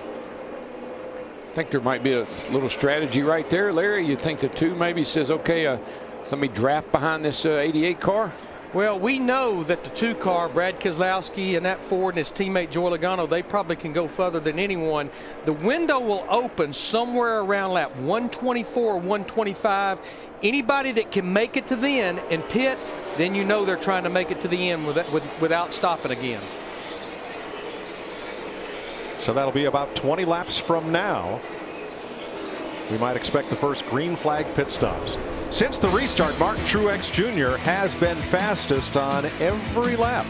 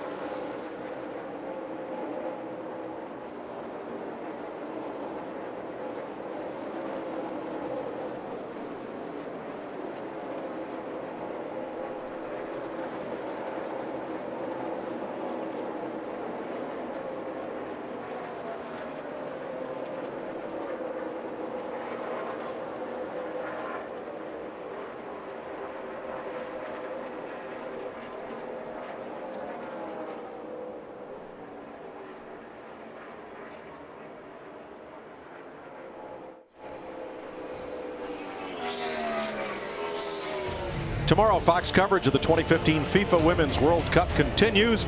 Alex Morgan, Abby Wambach, Hope Solo, and Team USA play their first game. They battle Australia, only right here on Fox Sports 1. Your home for the Women's World Cup. Fox Sports 1, and it's all streaming live on Fox Sports Go. Here at Pocono, Pennsylvania, 52 laps to go. Martin Truex has been out front since that last restart. Still looking for his first win of the season, but he's led the most laps in every one of the last 3 races. They've had some heartbreakers. If he doesn't win today, it's going to break my heart. I'm telling you, I want this guy to win a race. And Mike, last year, he only led 1 lap total the entire season. They've done. These guys are working they've done such a great job. They built him new cars. They're doing everything right. They just need to get that W. Now he's about to lap Tony Stewart, who restarted up front but made a green flag pit stop just a little bit ago. The Busch brothers 5th and 6th behind Brad Kay.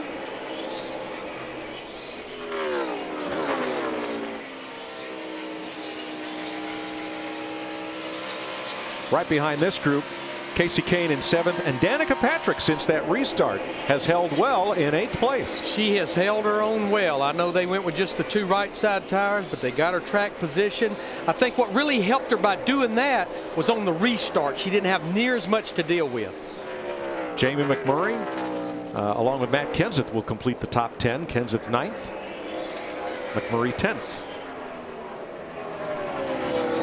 Beautiful spring day in the Pocono Mountains of Pennsylvania. Time for a Sunday Fox NASCAR. Crank it up.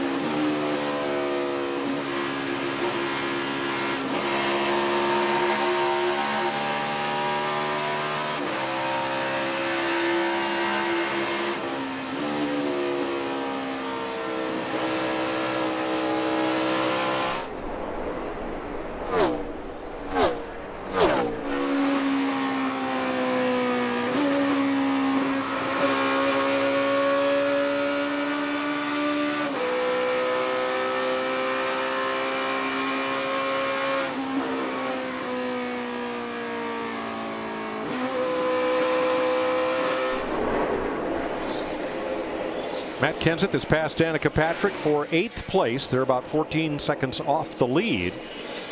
And over the last 9 laps or so, Kevin Harvick has cut Martin Truex's lead in half. It's down to 1.7 seconds. Dillon boys having a nice run today. Austin now 20th after starting up in the top 10. And his younger brother Ty in the number 33, running a full Xfinity Series schedule, but only a very partial Sprint Cup schedule, having a great race in 13th, Chris.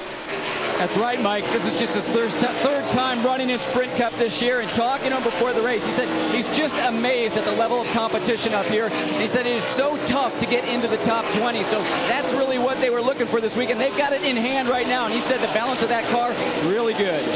Well, Mike, we know Ty would love to be in the Sprint Cup Series next year and lead the Xfinity Series and run the Sprint Cup cars.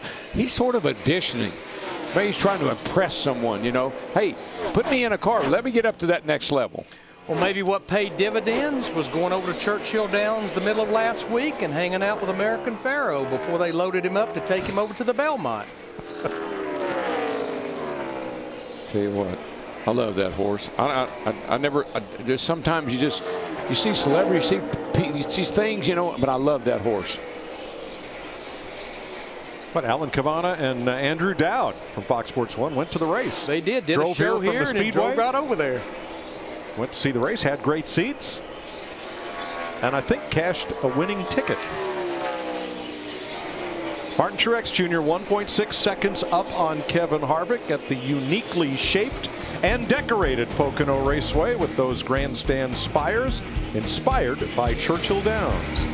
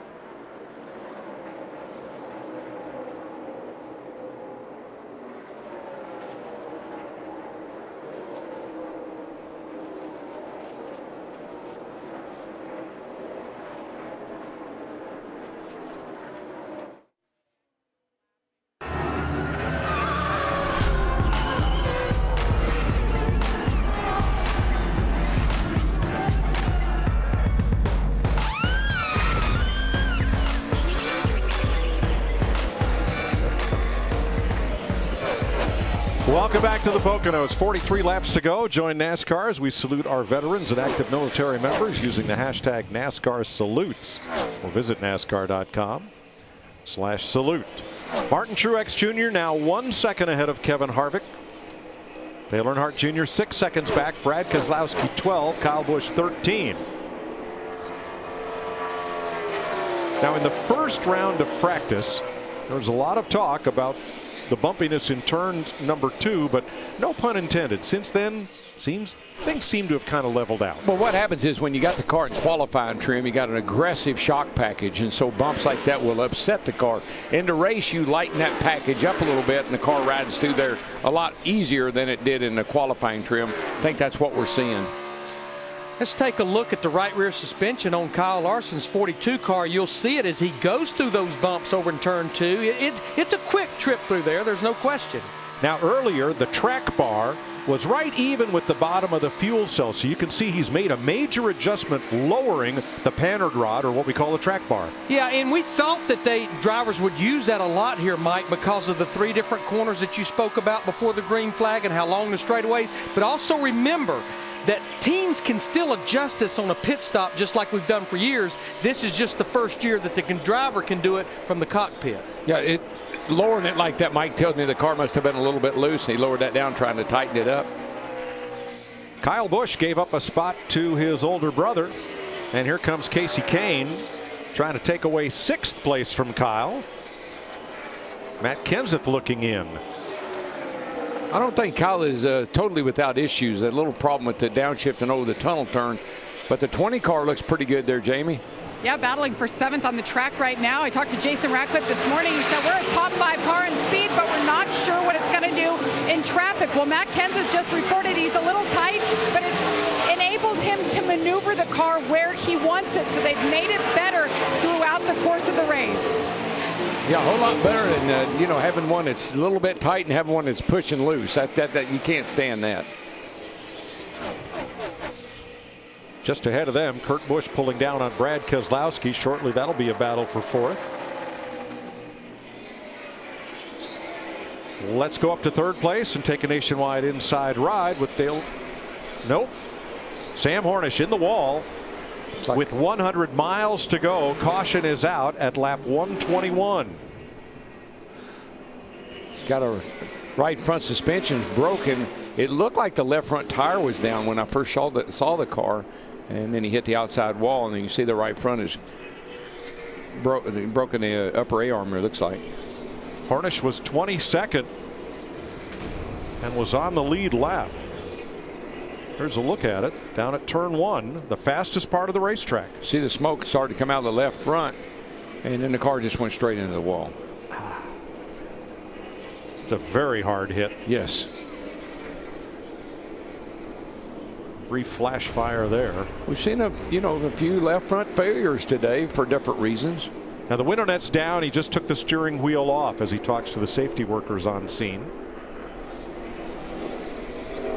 Guys, it never fails. A caution comes just about 2 to 3 laps before the window opens for drivers to come to pit road and be able to make it to the end. But I think this is one of those situations where you have to come, you have to top it off of fuel, make sure it's full, and just try to save all you can. Remember what I told you? How many laps can you run on a tank of fuel? Oh, about 34, except if there's 39 to go, then I might be able to run 39. Yes, sir. There's a look at Pocono International Raceway from our aerial coverage provided by Goodyear, proudly supporting our military for 100 years. Show your support. Participate in the charity auction for our troops at Goodyear.com. Goodyear, official tire of NASCAR. Pit road's open. Tony Stewart gets the free pass. A lot of the leaders in. Matt? Mike, the sun is back out, but while it was in the shade, the track temperature dropped 13 degrees over a good 15-lap stretch. So a lot of guys whose cars were good then went to the tight side. Harvick said his car was tight. Expect almost everyone to go 4 tires. Junior said he was struggling with a balance issue. His car was tight. Truex said the same thing out in clean air, and Brad Keselowski said the clean air was his biggest help, and then all of a sudden his car swung tight. So slight adjustments all the way around. Hey, looked like the boys nailed it that time, Larry. With 4 tires for everybody. Martin Truex Jr. is the first off pit road, beating Kurt Busch by just that much.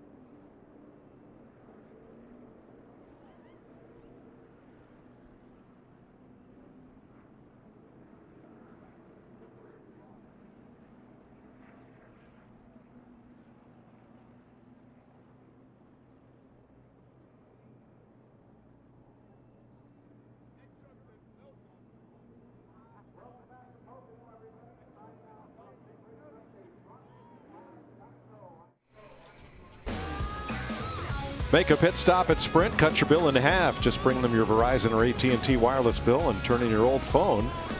Or go to sprint.com/half price for details.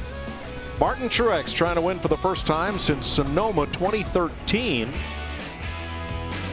And here's a look at it when he drove the Napa car for Michael Waltrip Racing.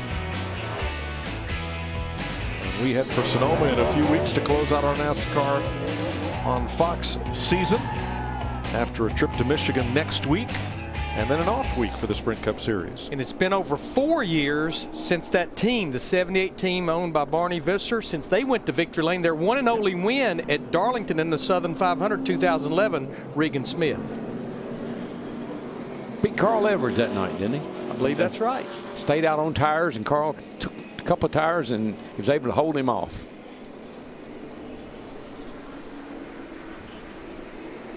Sam Hornish is the reason for the caution flag at lap 121, coming with just about 100 miles to go. Here's your Advance Auto Parts race off pit road. And of course, Kurt Busch, the pole sitter, had first pick of pit stalls, and it was that close with Keselowski third, Harvick fourth, Kyle Busch and Dale Earnhardt Jr. the top half dozen there. Yeah, Truex's guys really stepped up on that stop, Mike. That was a nice stop. Got him out in the lead. Yeah, because every driver except for Austin Dillon and the three who took two, every driver took 4 tires. We're going to have a restart, looks like, with 35 to go. The question, can everybody make it to the end? I'll bet there's a lot of conversations about that going on right now. We listened in on the 88. Yeah, stay fuel here. Yeah, where do we sit on fuel? We're about 3 laps short here. With these cautions, we're going to be low. 3 laps. That's more than a gallon. But to Greg Ives' point, you can save so much under these cautions. I mean, you can shut it off. You can let it coast. Used to use about a 2-to-1 ratio. Probably it's a lot greater than that now, just the way they do things. And Mike, with the shifting, no kidding, you can not shift for a few laps. That's going to save you a little bit of fuel. Then you can short shift. In other words, when you're in third, get it back into high gear as quick as you possibly can once you get up on the straightaway. A lot of little things the driver can do to really help this situation. 8 or 9 cars took the wave around. They're racing hard to catch the pack before we go green. Heading into turn 3.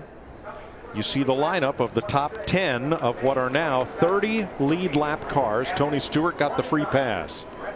Here they come off turn 3 for the restart. This should be pretty wild right here. I mean, we're getting down to it now, and this is when everybody really steps up their game.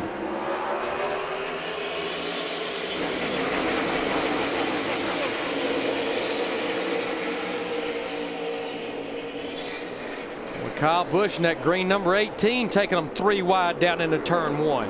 One of the best restarters in the business, that 18 car, Kyle Busch. I've seen him do it many a time. Going for third against Harvick. Oh, contact right behind them. Man, I'll say, bouncing off each other right there. I think that was a 5 car of Casey Kane. It looked like Dale Jr.'s got damage to the left rear. He may have a left rear tire down. Or I believe he does. I think he's got some damage on that left rear. He almost got run over by Joey Logano coming into the corner. It rubbed the letters off of it, but I guess it's okay. Let's take a nationwide inside ride with Dale Jr. and listen. Still clear there. All clear in line with you there. The one already pushing you here. The 40 trying to get inside. If they're going to get back in line here now, they're in line to your mirror. I think they're probably trying to look outside.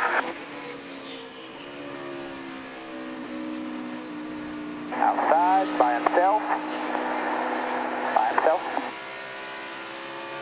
Check the bottom of the 48 in your mirror.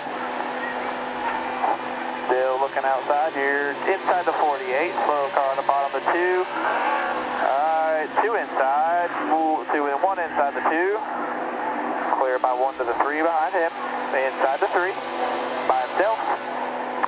By himself. Clear by 3 behind him to the 10. Still there. That's a lot like air traffic control. When TJ says clear by 1, that is clear by 1 car length to the next car behind you. But let's see the contact between Dale Jr. and the 5 of Casey Kane while they battled for position.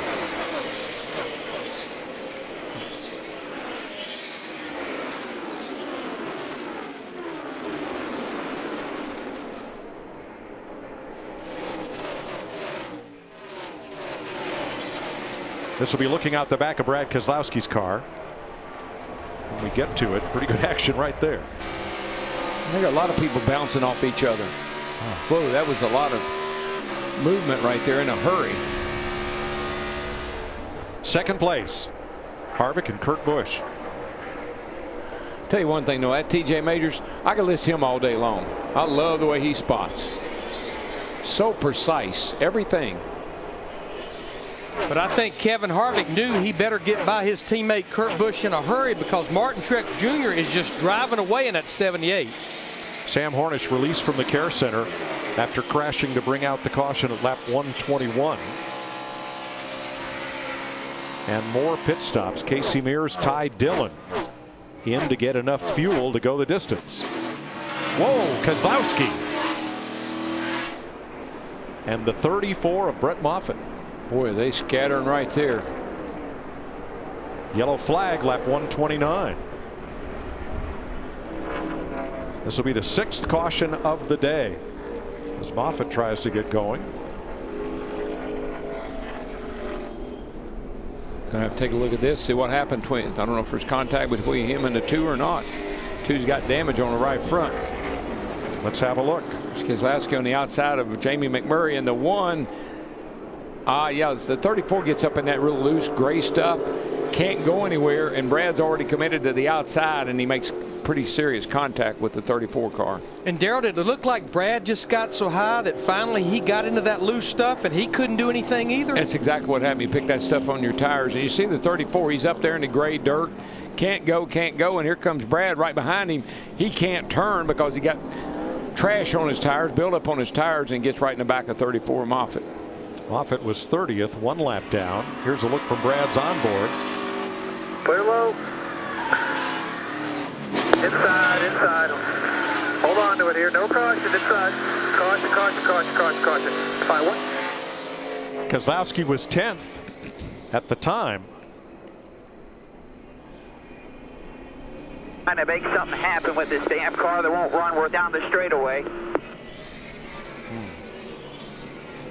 Now that is unusual. Very seldom have I heard Brad Keselowski complain about his car or a strategy, or very seldom do you hear that. But Darrell, there's no question these Team Penske Ford drivers, they're not where they were when the year started. In fact, Brad's last top 5 finish was all the way back at Texas quite a number of weeks ago. And quite honestly, there's nothing he could do there. He was committed to the outside. McMurray was on the bottom. He was on the outside. When Moffitt got in the loose stuff, Brad just could not get out from behind him and made some serious contact. Now, for all those drivers that knew they were real close or a little shy on making it, these cautions, to Greg Ives' point to Dale Earnhardt Jr., the last caution, these cautions are helping build some cushion to be able to make it to the end.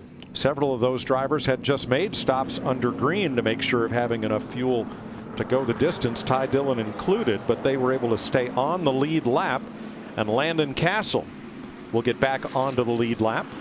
Here comes Dale Earnhardt Jr. to pit road. Keselowski's in. Carl Edwards, Austin Dillon, Jeff Gordon, and more. Jamie. This is interesting that Carl Edwards is coming in. The team told me they were good on gas to go from the get-go on the last stop, so he just wanted to adjust on this car. That's why they decided to pit and put 4 tires on it. Why not, Matt? 88 of Dale Earnhardt Jr.'s in. There's cosmetic damage to the left rear quarter panel. Now Travis Mack, the car chief, he's the gentleman with the hammer. He's pulling out the fender, also beating it back into place, trying to get the aerodynamics back to where it was before the contact. You can see still trying to figure out what repairs they need to do more to that area on the 88, Mike, and they're cleaning the grill, but that's the area where Greg Ives wanted Travis to focus on the most. Tell you what, he better not pull out that side skirt. No. Jeff Gordon got 2 tires on that stop, so again we see a lot of varying strategies with 30 laps to go as Brad Keselowski gets into Brett Moffitt high in turn 1 to bring out the caution.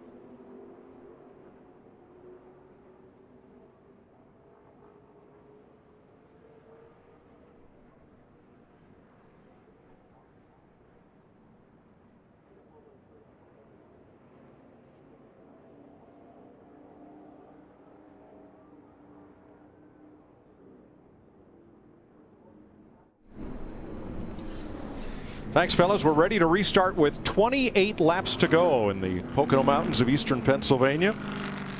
You think traffic's heavy on I-80? Get a look at this restart. We'll have 29 cars on the lead lap, including Landon Castle, who got the free pass as we finish up this 6th caution flag of the day.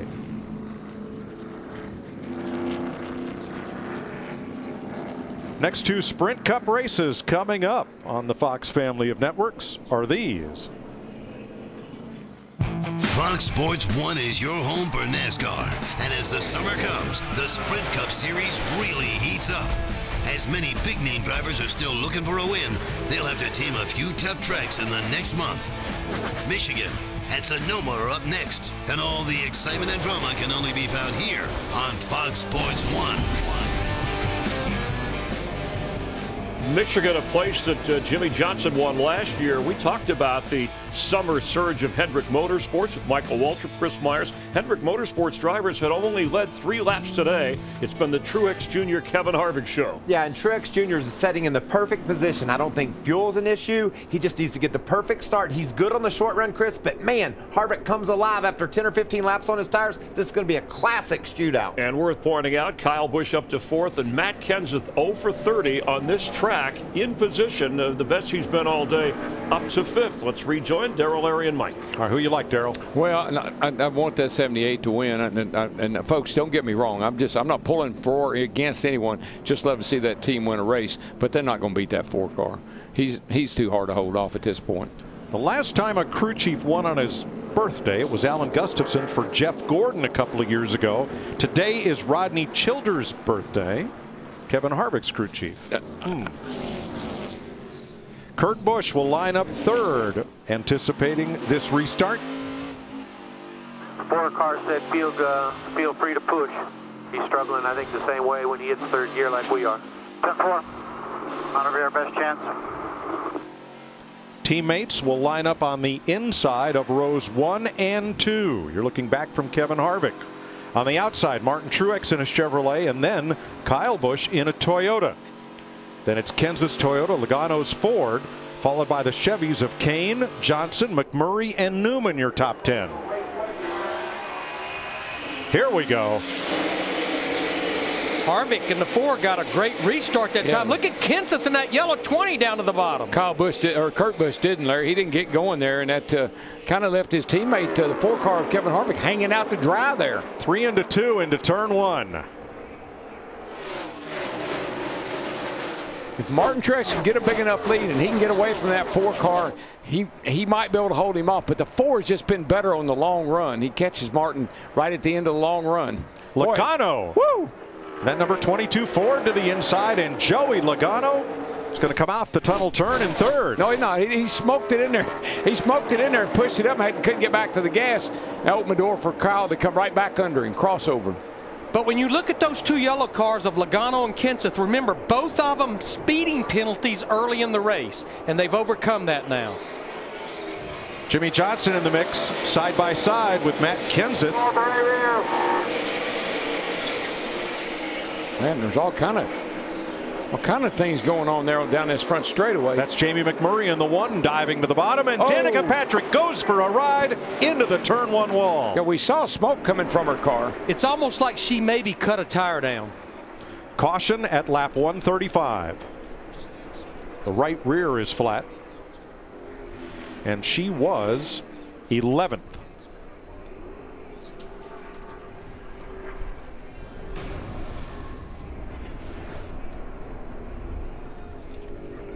Now Jimmy Johnson gets pinned up against the wall there, side by side with Matt Kenseth. Had a little bit of room. Yeah, there. Got a little contact there. I don't think it hurt anything.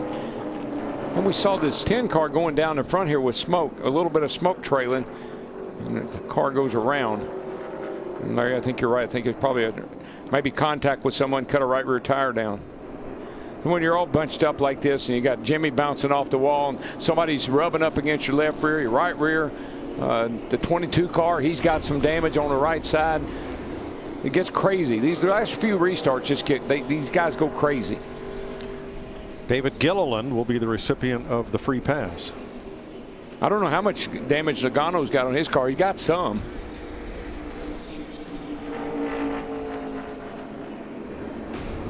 Now before the spin, here's Danica, top of the screen, coming off turn 3. Yeah, it gets pushed up right there. Pretty hard contact. You saw the car really bounce off the wall. You see the smoke coming from the right rear right there.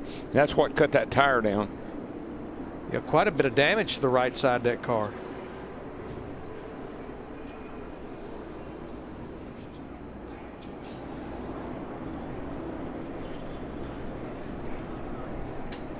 Danica's made her way back to pit road where they'll try to make repairs. Martin Truex had jumped out to the lead. Here's his crew chief, Cole Pern. He knows now absolutely they can make it to the end on fuel, and he likes what he sees with his driver on restarts right now. Well, we listened in on Jimmy Johnson through that. Can you thank the 20 for driving me into the wall off of turn 3, please?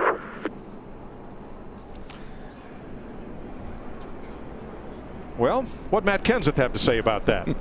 Sorry. I mean, I left the plenty of room. I was running out the door and on the straightaway to maintain my position, but you kind of have to do that on the last restart here since you can't pass anybody. I followed him for 20 laps before he pitted last time. So. Let's have another look at how close it was. 22 cars sideways right there. You see him. He gets him into the wall. I think that's where the 48, he gets into the wall.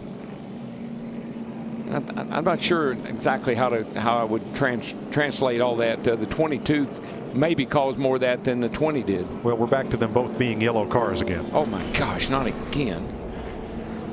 It's been one of those days. Jamie? And Jimmy Johnson, you saw there, he just kissed the wall and he just told Chad Knaus, I did a half lap at speed and I think we're all good to go. Okay. Been a pretty, you talk about an up and down day for Jimmy Johnson. They have the ability to recover just about better than I think anybody in the sport right now. They can take things like him trying to spin out at Kansas and turn around, win the race. This guy right here, Chad Knaus, he just knows what to do. And I think the key, Darrell, is when they cut that tire down at lap 87, they were able to stay on the lead lap, get right back into contention here. Thursday, June 18th, an American tradition comes to Fox and Fox Sports 1 for the first time. The greatest golfers in the world converge in the Pacific Northwest to try to write their names into the history books. Exclusive coverage of the 115th U.S. Open Championship live from Chambers Bay Golf Course begins June 18th on Fox Sports 1, on Fox, and streaming live on Fox Sports Go. And Mike, all the leaders stayed out, and all this talk about saving fuel and a lap shy. When we come back around, that would be 11 laps of caution that we've had since they were on pit road. So I think everybody feeling good now that they can tell their driver, run it as hard as you need to go, because we're going to be just over 20 laps to go when we get this restart. Yeah, you can forget about that short shifting and saving fuel. Get up on the wheel and go somewhere. I got to take a look at that 48 car, Larry, when he comes back around here, because he made pretty hard contact with that outside wall, and he's got some damage down the right side of his car.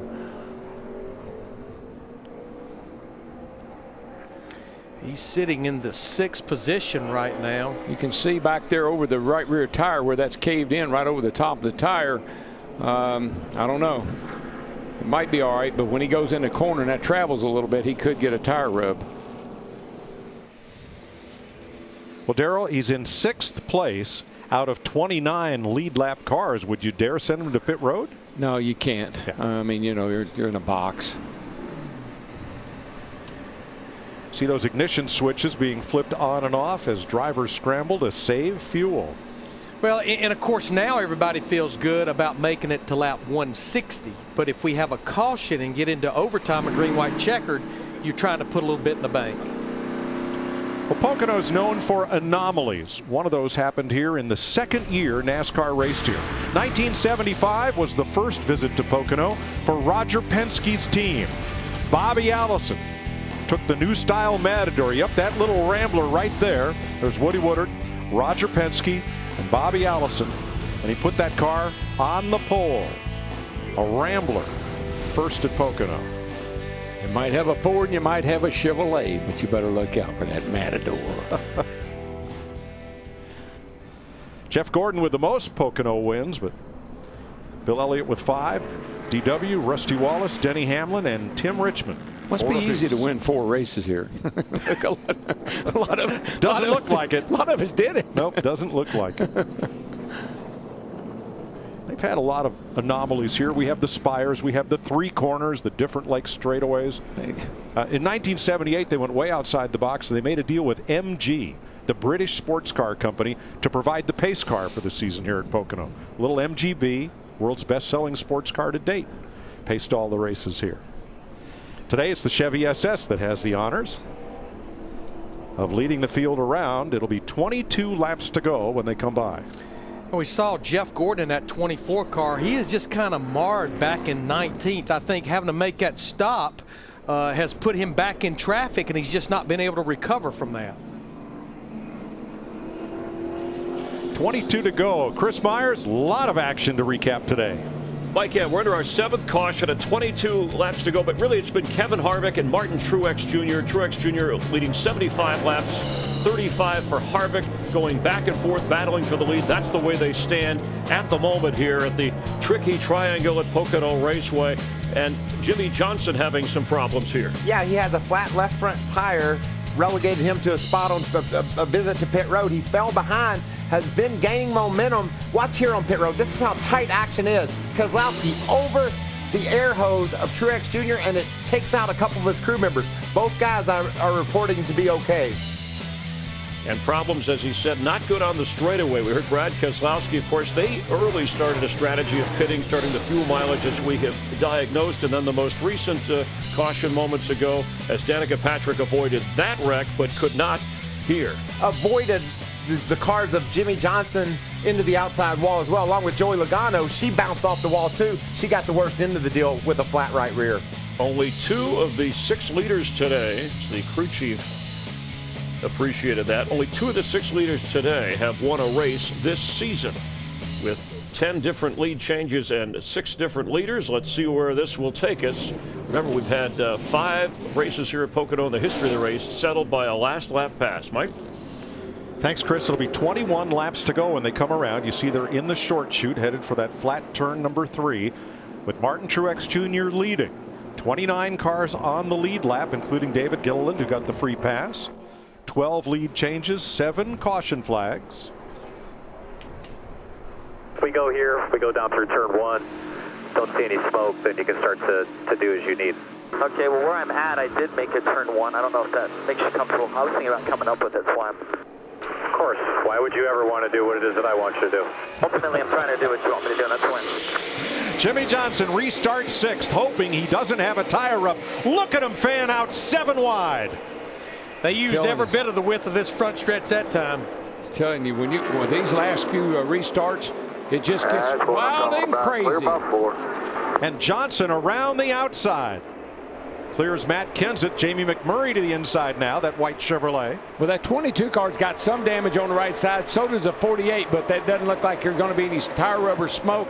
They're good to go. But who really backed everybody up was Kyle Busch, who started in the outside of row 2 right there in that 18. He just really backed up that outside line. But Larry, I think the key to Martin Truex winning this race is if that 22 car can hold Kevin Harvick back for a few laps and let that 78 get away, he might have a chance. And they have a little bit of a history here at Pocono, Logano and Harvick. A.J. Allmendinger in the mix, battling with Jamie McMurray and with Ryan Newman. Denny Hamlin trying to close. That's a cluster right there headed for turn 1. As a matter of fact, it's funny you mentioned that. Isn't this where that Joey said something about who wore the fire suit in the family? This is it. Whoa, Newman and Allmendinger get together. Oh, hard no. in the wall goes Newman. Man. Guys. And both these drivers were having great runs, especially Ryan Newman. They were battling for 7th.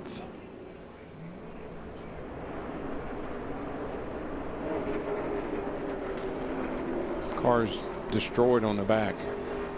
That's a shame. As Larry points out, great run for Ryan Newman today. Yep. And Allmendinger had fought his way up into the top half dozen. And they were battling for 7th. You just run so close together on these restarts, and you're all bunched up, and there's just no room for error.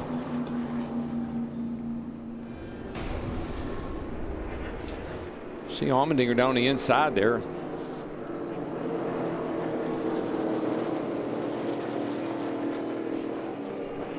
Allmendinger just got a little wee bit loose as Newman was going around on the outside and wiggled and got into the left rear of Ryan Newman and sent him in a wall. Right there. 8th caution of the day. I think Kyle Busch lucky to get away from that one by diving to the inside. Same with Kurt Busch. Here's a look at it in real time. You'll see how fast things happen. Fastest part of the racetrack. You just watch that 47. It just wiggles a little bit, and it's just enough to get him up the hill into the side of the 31.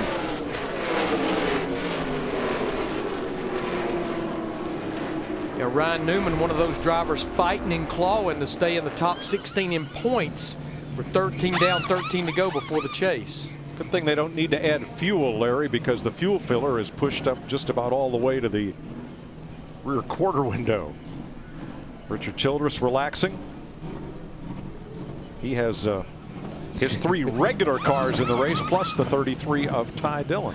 Yeah, and right now Austin Dillon in that 3 is the only driver he has left on the lead lap back in 19th. Ty Dillon, as you mentioned, though, his other grandson driving for little Joe Falk, he is in 16th in that 33 car. Ryan Newman's not going far with that one. No, I saw him waving to the garage. Something on the was just broken too bad to fix on pit road. Racing for 7th, and he will finish this race about 39th. That's a tough pill to swallow. Well, it is, Mike. 1 point per position. Every point is valuable. Remember, Ryan Newman's the driver that got into the championship race last year based on being high in the points going to Homestead. The amazing thing is you can run good all day and not get the good finish. You can run sorry all day, and because all these late cautions and guys getting into each other and cause themselves position on the track, somebody that hadn't been running very good will get a good finish. Tony Stewart could be that somebody. A.J. Allmendinger on pit road, so's Brad Keselowski. Ricky Stenhouse is back in the race. He brought out the caution at lap 69 with a crash. He's 55 laps down, but running. Yeah, Casey Mears, he's running 13th. Even Clint Boyer, who's now running 17th, and Allgaier's running 20th. Yeah, Clint Boyer was one of the drivers that got a free pass earlier under one of the cautions.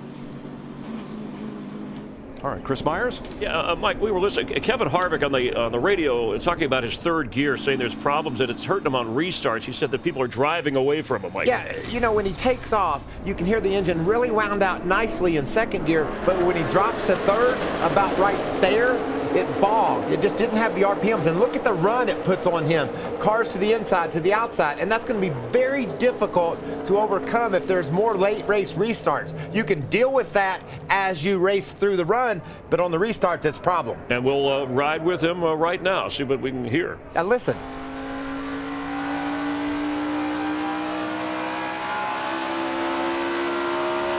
That was a little late in the shifting, right? Yeah, you could hear the engine really lugging there. That was after he had gone from 2nd to 3rd. You can see here, once he gets it wound up, he's going to be hard to touch. But late rate restarts could be his downfall. Yeah, Darrell, Larry, do you have a thought on that? Well, you know, different gear ratios, guys set their cars up differently. I don't know what the range is that they can use in 3rd gear, but if you get a real high 3rd gear, like sounds like what he's got, it'll really hurt you on restarts. Yeah, they won't let you run any higher than a 114. You can run lower, but that's the highest you can run, which enables these guys to be able to shift down to 3rd gear. 1 to go, and we'll try to get the final 16 laps of this race in without another caution I flag. watch all these cars go by, and about half of them have got right side damage. They've been up against the wall, tires are rubbing up against someone else, and a lot of cars with damage. They restart 2 wide. They're going to be 6 or 7 wide before they get to turn 1. It's your best chance. Sure. Tomorrow, Fox coverage of the 2015 FIFA Women's World Cup continues. Alex Morgan leads Team USA into their first game against Australia, only on Fox Sports 1. Your home for the Women's World Cup. Fox Sports 1, and streaming live on Fox Sports Go. You know, we started this race with 49 laps of green flag racing. That's almost 125 miles. And since lap 70, the longest green flag stretch we've had is 14 laps. That's kind of how it goes here. Once you get them all bunched up late in the race and everybody's fighting for a position, and listen, if you're back in there and you can get by 3 or 4 guys and get clear of some cars, you can run. Most likely you can hold your position. So you got to make those moves on these long straightaways on these restarts. Now Joey Logano will start alongside Martin Truex on the front row, Matt. Great recovery from that pit road speeding penalty earlier. Now looking at their fuel, remember, they were about 3 laps short, but now with the cautions, they are good to go. In fact, Todd Gordon told me they are good to go even if we get a green-white checkered. Yeah, and Mike and Daryl, since we've been running 160 laps, 400 milers here, the 3 June races, the trend says a caution roughly 149, 11 to go. This is like one of those races where Neil Bonnet told me in the broadcast booth. I said, Neil, who do you think's going to win? He says, pace car's got a good shot at it. 16 laps to go. We're watching Kevin Harvick on the left as he comes up through the gears. Green flag.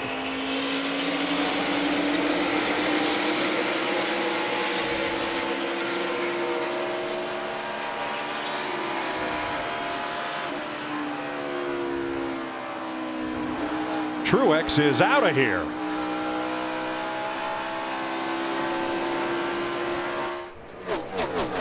You heard Harvick on that restart, Mike. He leaves it in 3rd gear all the way down into the first turn on that restart because he hadn't got the RPM up where he needs them to be. That's how high that gear is. He didn't even have to shift it back to high gear. He just wound it all the way out in 3rd gear. Kevin Harvick clears Jamie McMurray, who you see just in front of pole sitter Kurt Busch. Well, all Jimmy I know, Johnson second. We've been talking about Joey Logano. We've been talking about Kevin Harvick, but there Jimmy Johnson is in that 48 car. He's taken second away with 15 to go. Jamie? And remember, he brushed the wall in the right rear. He's now smelling a little bit of smoke. They think the crush panel is pushed in, but under caution, Jack and Al said, what do you think, Jimmy? Jimmy said, what do we have to lose? I'm staying out. And a crush panel is just a panel that keeps the cockpit sealed to the tire area, like in the rear quarter panels and in behind the front tires. It's a wheel well, basically, is what it is. But it's funny that the 48 and the 22, the 2 cars that got into each other and bounced off the wall pretty good, are holding their own. Here comes Kevin Harvick down underneath Joey Logano across the short chute to make that pass. That high gear that we're talking about in the 4 car, once he gets going, it's probably a benefit, but he just can't get going on these restarts. 14 laps to go. New Jersey's Martin Truex trying to seal the deal for the first time this season. Mike, and he is picking them up and putting them down. A 51.23 to a 51.76 on Johnson. In a 51.23, that's the fastest lap he's run all day long. As fast as he is after it right now. And you can see it. I mean, he's gapping Jimmy Johnson every straightaway and every turn. Now, Larry, that's the fastest lap anybody's run all day long. It is. Yes, it is. Over 175 miles per hour average.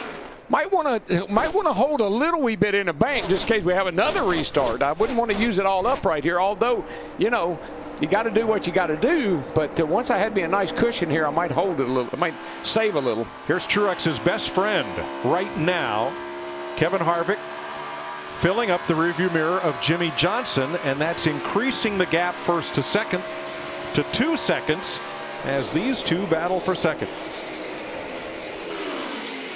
Yeah, that lap, Martin Truex run a 51.49. Johnson fighting off Harvick, 52.16. Not for long. Here comes that 4 car around Jimmy Johnson up off of turn 1 over there down the back chute.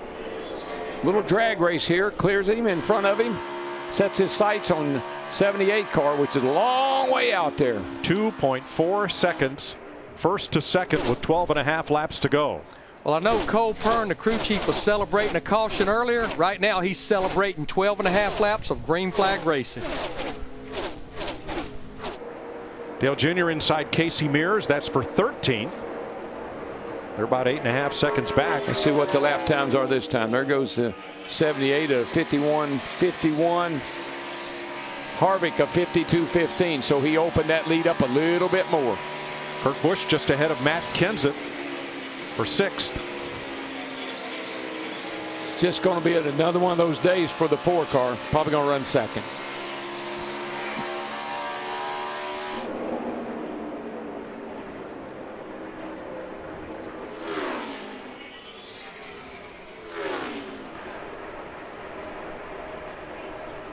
The 78 car has been flawless today, man. The only trouble they had was that little bit of hiccup in the pits. Everything else has been all go. Martin Truex Jr. grew up a track rat. His dad, Martin, very successful in the Busch North Series. His uncle Barney, very successful with the New Jersey Modifieds. The Truexes have been drivers and owners.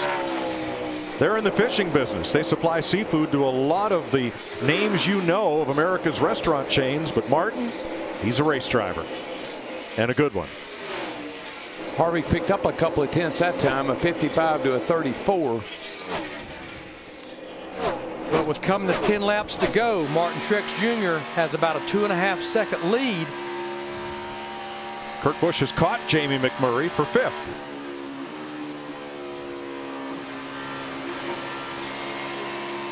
You can hear him shifting over the tunnel turn there.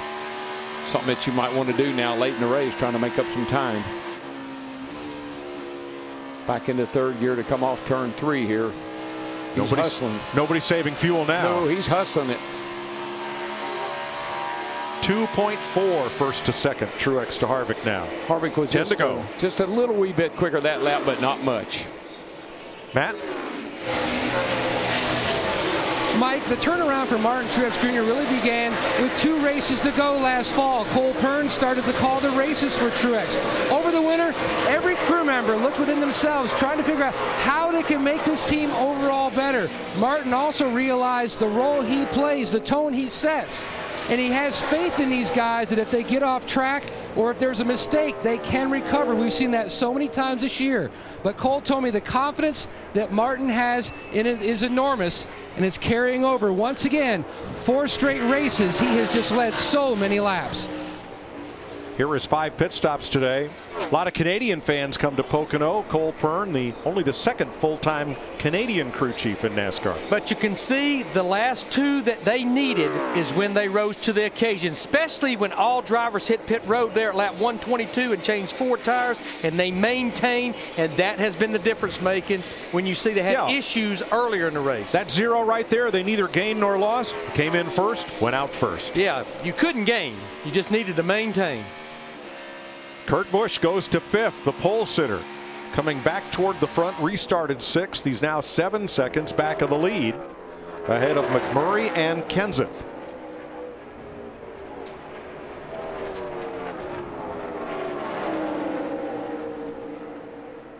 Quite honestly, most of these drivers right now, they're thinking, I hope there's not another restart, because I don't know if I can take another restart or not. You just get in so much trouble when they're all bunched up like that. Brendan Gaughan's taking his Chevy to the garage, where he'll join A.J. Allmendinger, Ryan Newman, Sam Hornish, and Eric Almirola. Now, I will say, with 8 to go, Kevin Harvick, he has chopped off a 1/2 second over the last couple of 2 and 2.5 laps off of Martin Truex Jr.'s lead. I'm just wondering, Larry, I know if I was driving that 78 car, I'd say, man, I got to save a little wee bit just in case I got another restart in me. There may be another restart. I like it if I do, because I know that the 4 car is struggling on restarts, but I need a little something just in case. You know, Dale, you made the point about Kevin Harvick finishing second. If he finishes first or second in this race, it would be 10 top 2 finishes in the 14 races this year. That's unbelievable. It's incredible. Most consistent car, along with the 48. Oh, trouble off turn 3 here. It's Danica down pit road. Saves it. We stay green. Shouldn't need a caution. No problem. She had just been lapped by Martin Truex and spun off turn 3. She's headed for her pit. No caution. Yeah, really and truly, I mean, the car is it's broken down in the back. There's no spoiler to speak of on that thing. It's got to be hard to hang on to. Darrell, with interest rates near 0, if I'm Martin Truex, I'm not saving anything. Saving is not going to pay off for him here. You're probably right. I just know that Kevin Harvick, and he's gaining, and he's gaining every lap now. He's cut that lead down a little bit every lap. And if this maintains, that was another 2/10 a lap before this. Let's see what happens this time with 6 laps to go. 1.9. Maintain that time. Yeah. Harvick didn't gain, didn't lose. That's exactly what Truex needed right there, because at 2/10 of a lap per lap, it was going to be right down to the final lap if he maintained that. And I know you say, well, you got to go hard, and then you say, no, you got to save a little bit. And that's the dilemma a driver's faced with. I got to go hard to keep him in my rearview mirror, but I also got to remember that what if there's another green? What if there's a green-white checker? I got to have a little bit left if I can.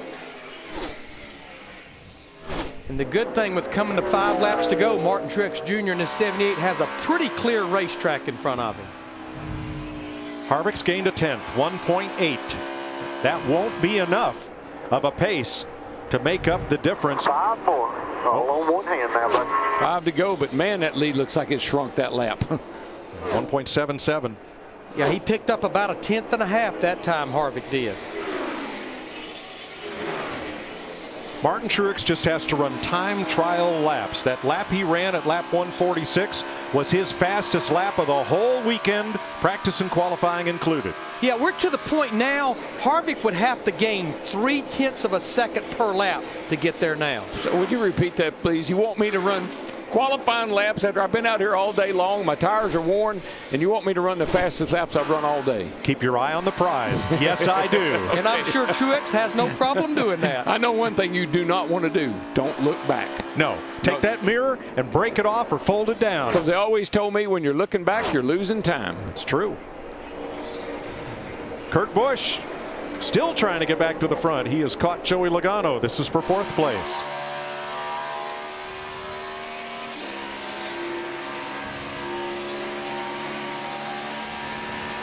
Behind them, McMurray's caught Kenseth for 6th. Still a lot of good battles here with 4 to go. I'm sure if Matt Kenseth can come out of here with a top 10, he'll feel like he won the race, considering his record here over the last few years. Right, he's not had a top 20 here since joining Joe Gibbs Racing. Is that right? Right, and even the race before he joined Joe Gibbs was not a top 20. No, this is one of Matt's, really, numbers-wise, one of his worst racetracks. Now Dale Earnhardt Jr. 12th. He's closing in on Greg Biffle, the leader of Roush Fenway Racing. Biffle close to a top 10 here. He is 11th. Right now, Earnhardt looking in 12th with 3 to go. And Kevin Harvick made no inroads on Martin Truex that last lap. Still 1.77 or so. Yeah, Darrell, to your point earlier, let spotter Clayton Hughes tell Truex what's going on behind you. You just focus on what's out that windshield. And Martin Truex just got a nice break for the 34 car. He was able to draft up on him, and then the 34 slid up out of the way going into turn 1, and that just gave Martin a clearer track, and I think it actually helped his lap time a little bit.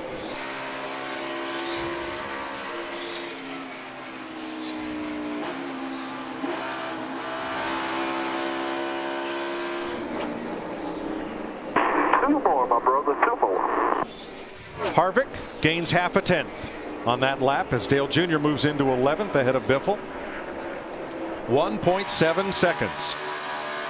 Yeah, and Kevin Harvick has about a 7.5 to 8 second lead over Jimmy Johnson in that 48 that's back in 3rd. And Mike, quite honestly, Larry, that's about how good the 78 car has been all day. He's just been a little bit better than Kevin Harvick in the 4 car all day long, a 10th or 2. Now the flag that Truex really wants to see is the checkered flag, but this next flag is not a bad flag because once he takes the white, it's a race if we get a caution. He just has to make it back around to the checkered flag. And trust me, that's all he's thinking about right now. Just please let me get off turn 3. Let me get back down there to that start-finish line. And then I don't care what happens. White flag, 78.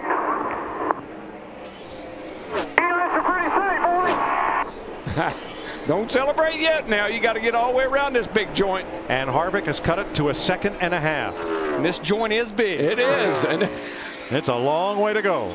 Came off turn 1 one time leading the race and didn't make it back on the white flag. He's got a clean racetrack in front of him. No traffic to deal with whatsoever. And you see that dynamic interval. That is showing you 1st to 2nd at the top of the screen. Last win for Truex, Sonoma, 2013. Almost 2 full seasons to go. Trying to become the 10th driver to win in 2015. Boy, he slowed it. He slowed her down getting into turn 3 that time. Got plenty of room between he and Kevin Harvick. And here he comes. Good job, boys. Good job. Martin Truex Jr. wins Pocono for his 3rd Sprint Cup triumph. Yeah, man, super proud of you. Good job. Yeah, baby! yeah! Hell of a job, guys! Awesome, awesome, awesome! Yeah! Girlfriend Sherry Pollux wipes away a tear. A lot of hugs up on that pit box. And I'm happy for that man right there, Cole Pern. He looked at me Friday and said, Larry, I'm not sure I can call winning strategy. I said, yes, you can. It gets hard when you have a race car that fast. Yeah, Saturday afternoon, Larry, I saw Cole Pern and Martin going to the Martin's coach over there with a notebook about the size of one of yours, and they said they were going in there to figure out what they need to do to that car to win this race today. Well, they must have figured right. They figured it out. Kevin Harvick is second, Jimmy Johnson third, Joey Logano and Kurt Busch the top 5. Matt? Mike, today means so much for so many within the organization of the 78 team. And for you, this team has had such a statement race the past 4 weeks, over 450 laps. What does this day mean the most to you?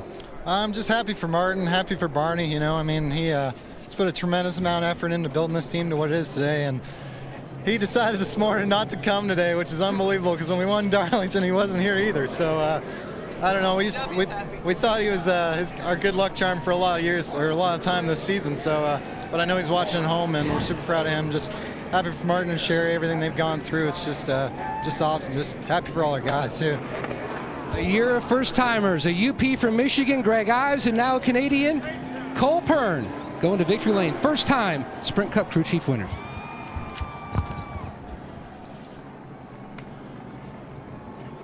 Wow.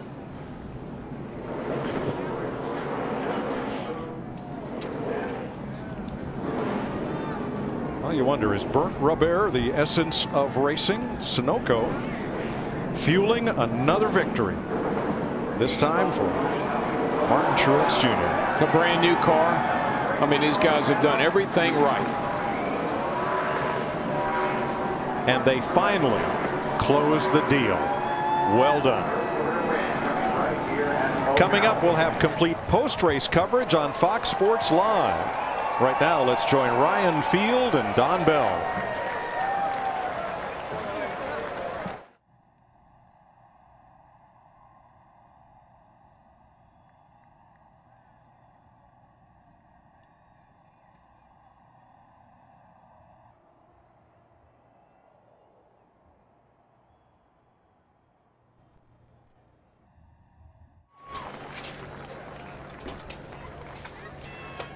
Thanks, fellas. Martin Truex Jr. becomes the 41st driver to win a Sprint Cup race at Pocono. Richard Petty in 1974 was the first. This season, he's finished in the top 10 in all but one of the 14 races. He only had 5 top 10 finishes in all of last year. And once again, the bridesmaid is with Jamie Little. And Kevin Harvick came in, everybody was pointing at this 4 car as the car to beat, but it just seemed like on restarts, that's where the 78 got away. Yeah, we just couldn't go on restarts. We would lug really bad in 3rd gear and just kind of have to go into defense mode. Struggled in turn 1 with splitter on the ground, but all in all, just good job by my Budweiser team. Just things aren't lining up to win races right now, but all in all, everybody's doing a great job. I'm really happy for Martin. I know he went through a lot, and for him and Sherry, that if you're going to lose to somebody today, that's a great person to lose to. Well said. 10th top 2 finish for Kevin Harvick, Mike. But just remind him what Harry Gant always said after that long string of second place finishes. Hey, second place pays pretty good too. Yeah, I never like to hear that that's first loser, because in our business that isn't true. Sherry Pollux, longtime girlfriend of Martin Truex Jr. She's had her battles with cancer. Martin lost his grandmother early this week. She passed on Wednesday. Been quite a tumultuous week for this entire team, their family and extended family. Now there's the thrill of victory. How about that? This has got to be one of the most popular victories in a long time. And it's a home track win. Yes, Dover is closest to his home, but Pocono might be a shorter drive from Mayetta, New Jersey. Chad Knaus offering congratulations. Joe Garone there with Cole Pern. I mean, look at all the crew chiefs coming and other crew members congratulating Cole Pern. There's only one first win, and that's what Cole Pern will remember about this win here at Pocono today. Rick Hendrick offers his congratulations. Yeah. I think that was Doug Rickert. What a great feeling of accomplishment that Cole Pern has got to feel right now, to take this team and do what he's done with it in a short period of time that he's been in charge of it. What a deal. A single car team based way outside the NASCAR homeland in Denver, Colorado is sitting in victory lane in Pennsylvania. Here's Chris Neville. And Martin Truex Jr. finally comes down from his car. Oh, big hug and a kiss from his girlfriend, Sherry Pollux, down here. Awesome, dude. Awesome. Woo! Martin, what a year it has been. You finally get into victory lane. Everything you've been through personally, professionally, how does this win feel? That feels unbelievable. Just I can't thank all these guys enough on the Furniture Row Chevrolet. Just what a great group of guys. And you know, I knew we were going to get one. Everybody kept asking, when are you going to win? When are you going to win? What's going on? I knew we had the team. I knew we had what it took. Just had to get things to play out the way we needed them to. And I feel like I'm on cloud nine right now. So just awesome. Just awesome. Thanks to Barney Visser, Furniture Row, Sprint, the fans, everybody. Everybody that's made this possible. Last year and a half's been tough. This feels pretty dang good. 5 restarts and Kevin Harvick stalking him in the last 10 laps. Martin Truex Jr. comes home the winner. Hey, thanks very much. Back with Michael Waltrip, Chris Myers, and this is a terrific story. I mean, this is an underdog driver. I know he's led the most laps in the last 4 races, including today. Single car team, referred to the owner, Barney Visser, based in Denver, not with the rest of the teams in North Carolina. It's been a couple of years since he ran for Michael Waltrip Racing. Worked through a sports psychologist. It was about a year ago when Sherry, you saw his girlfriend, battled cancer and is doing quite well, knock on wood. He's talked to us about that. And just coming so close, fighting against the odds, and finally celebrating Martin Truex Jr. And there is Sherry embracing the moment. You know, I know Martin well, and to see him happy and laughing and smiling, you could just feel the weight lifting off of his shoulders. And he's in victory lane. He's locked in to the chase. He's going to be added to our chase standing. He's going to run for a championship is Martin Truex Jr. Yes, and I'm sure he's proud of the fact he doesn't have to point his way in. Remember, the concept is the goal anyway, win and you're in. So now 10 spots are filled with the drivers who won races, and Jimmy in great position because he's won 4, even though he had a rough day today. So only 6 spots are open with 12 races to go until we get to the chase. But 14th, 15th, and 16th, Chris, made this very interesting. All 3 of those drivers having serious issues today that brought a lot of other racers to battle for those last couple of spots if we don't get 16 winners. And Jimmy Johnson never led a lap today, but he wound up 3rd, standing by, looking on at the celebration, talking with our Jamie Little. Well, what an eventful day for Jimmy Johnson. Once again, you had damage. You blew a tire. You got into the wall later, but you opted to stay out and you bring it home 3rd. How did you make that happen? Just never giving up, I guess. This is a great race team, a great race car. I think the 78 and the 4 had more pace than anyone else, but to be in that next group of cars, leading that next group of cars with a car that's right side knocked off it, splitter missing up front, a good result. So plenty of challenges today for our Lowe's team. Just also want to say thank you to Lowe's for allowing me to put the Jimmy Johnson Foundation on the side of the race car. We gave it a great run. Our Blue Bunny Helmet of Hope had a lot of success with the 5 charities on it. 3rd's not the end of the world, so we'll take it. We'll go on to the next one. One of your biggest fans, Bo, that you met last week with a big hug. You took it upon yourself to find him and bring him here today. What was it like hanging out with him pre-race? Yeah, it was great. Sorry we kind of hid him from you. I know that you were eager to see him if he was coming, but just such a special moment last week, and we reached out to his family this week, and they wanted to come and be a part of what we did here in Pocono. So to see him, spend some more time with him today was incredible. What a wonderful spirit he has, awesome parents. Blessed to get to know him a little bit over the last 2 weekends. Certainly want to say hello to my girls at home. On my way, I'll see you soon. Hats off to you to bring Bo. Everybody loved seeing him. Well, Kurt Busch started the day from the pole, and at times it looked like you guys had worked yourself back in contention for a win, but the restart's the biggest hindrance for you today, Kurt? I think we did everything fairly well. We just didn't do anything exceptionally well. The car was a little bit of a handful on cold tires. Took till about lap 5, and then we were pretty good. Restarts, we didn't quite get the transmission right. And it's a matter of teamwork and finding out everything we can do better at this point to be stronger when we come back here in August. But thanks to Stewart Haas Racing and everybody that chips in to make this car what it is. It's fun to drive, and we had a great journeyman type day, a 5th place finish. So thanks to Haas Automation, Chevrolet with the in-car camera, Monster Energy, State Water Heaters. We got a lot of great partners and a lot to be proud of. 5th top 5 here at Pocono in the last 8 races. And Dale Earnhardt Jr. brings it home 11th, and he's antsy to get to victory lane. One of your best friends, Martin Truex Jr., finally gets it done. What is the emotion for you as a friend? I'm just happy for him. I know he's been through a lot of stuff inside the car and outside the car over the last several years. He's dreamed to be able to be in a good opportunity with good people. He's got a team that believes in him. They've came a long way over the last several years working with Kurt and building that program up, and they continue to get better. And I was in the stall next to those guys during qualifying. They're how they are as a team and how they interact with each other really impressed me. So Martin's in a good situation. It's real refreshing. Looking forward to going over there and saying hey to him. And the Nationwide Chevrolet was fast today. We had a lot of fun out there, passed a lot of cars. I made a mistake, or I don't know what really happened on the back straightaway. The 2 come off the wall like he almost hit it. I yanked to the left to not run into him and hit the 5. So just racing hard. Got to get everything you can get. Can't give up anything. Had a lot of race car and was trying to use it. Thanks, Junior. Go celebrate with your buddy. Chris?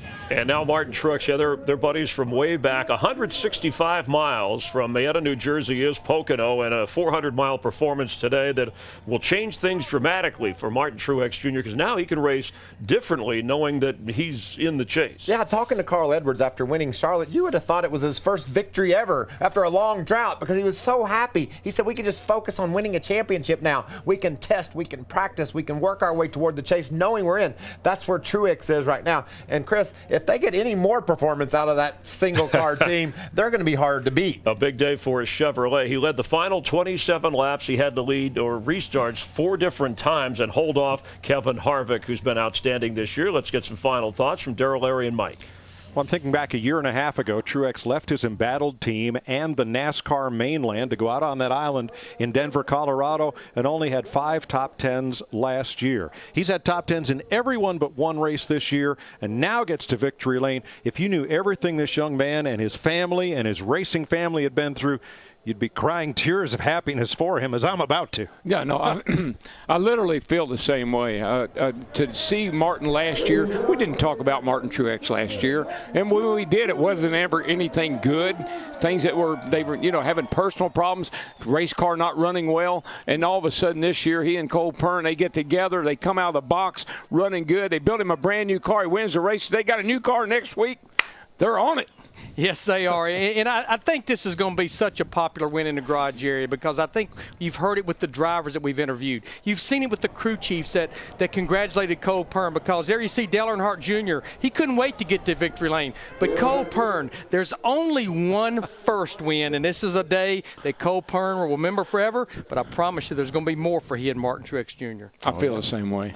Been a great day here in Pocono for a whole lot of reasons, and that's one of the best right there in victory lane. Let's join Matt Yoakum.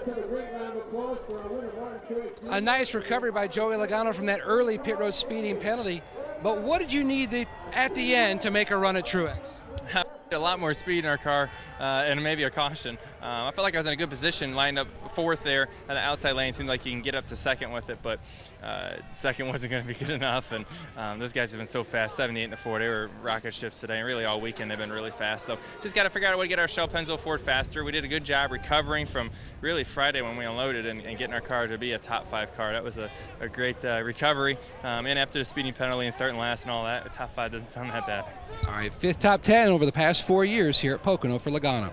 Joey Logano will go to Michigan. You'll see it on Fox Sports 1 as the race team of Martin Truex Jr., a 15-1 betting choice in Las Vegas. He did have the top speed fastest lap, just over 175 miles per hour. Him and Harvick were trading that much of the afternoon. But in Michigan, again, we're back in that Hendrick company because that's where Jimmy Johnson won last year. What a racetrack Michigan is. It's a test of speed. You're going to see a lot of the same, though. It seems like the Chevys are really strong, especially on the bigger tracks. But remember, Brad Keselowski made a daring move late in the race in California on that 2-mile track to grab the victory out there. So look for the Fords to be tough, too. Greg Biffle has won 4. That's the most of any active driver at Michigan. And Brad Keselowski's never won at Michigan. Next week, NASCAR at Fox Sports 1, the Quicken Loans 400 as Jimmy Johnson will look to defend his title from last year. The coverage beginning at 11:30 Eastern on Fox Sports 1, streaming live on Fox Sports Go. Then remember the off week for Cup racing, and then we're in Sonoma, which you will also see on Fox Sports 1. That's the last place that Martin Truex won before today. 69 races in between. An outstanding performance for one of the underdog drivers who cashes in, and they talk about going to the wine country in a couple of weeks. He'll be celebrating with more than that. He already is here at Pocono for our entire gang. An exciting finish for Martin Truex Jr. And glad you're watching NASCAR on Fox Sports 1. And the winner from Denver, Colorado, by way of New Jersey and Pocono, Martin Truex Jr. Now let's go back to Los Angeles. Fox Sports Live with Don Bell and Ryan Field. This copyrighted telecast may not be reproduced, retransmitted, or used in any form without the authorized written consent of NASCAR Broadcasting. NASCAR would like to thank all of our loyal fans for your continued support, and we hope you enjoyed today's broadcast.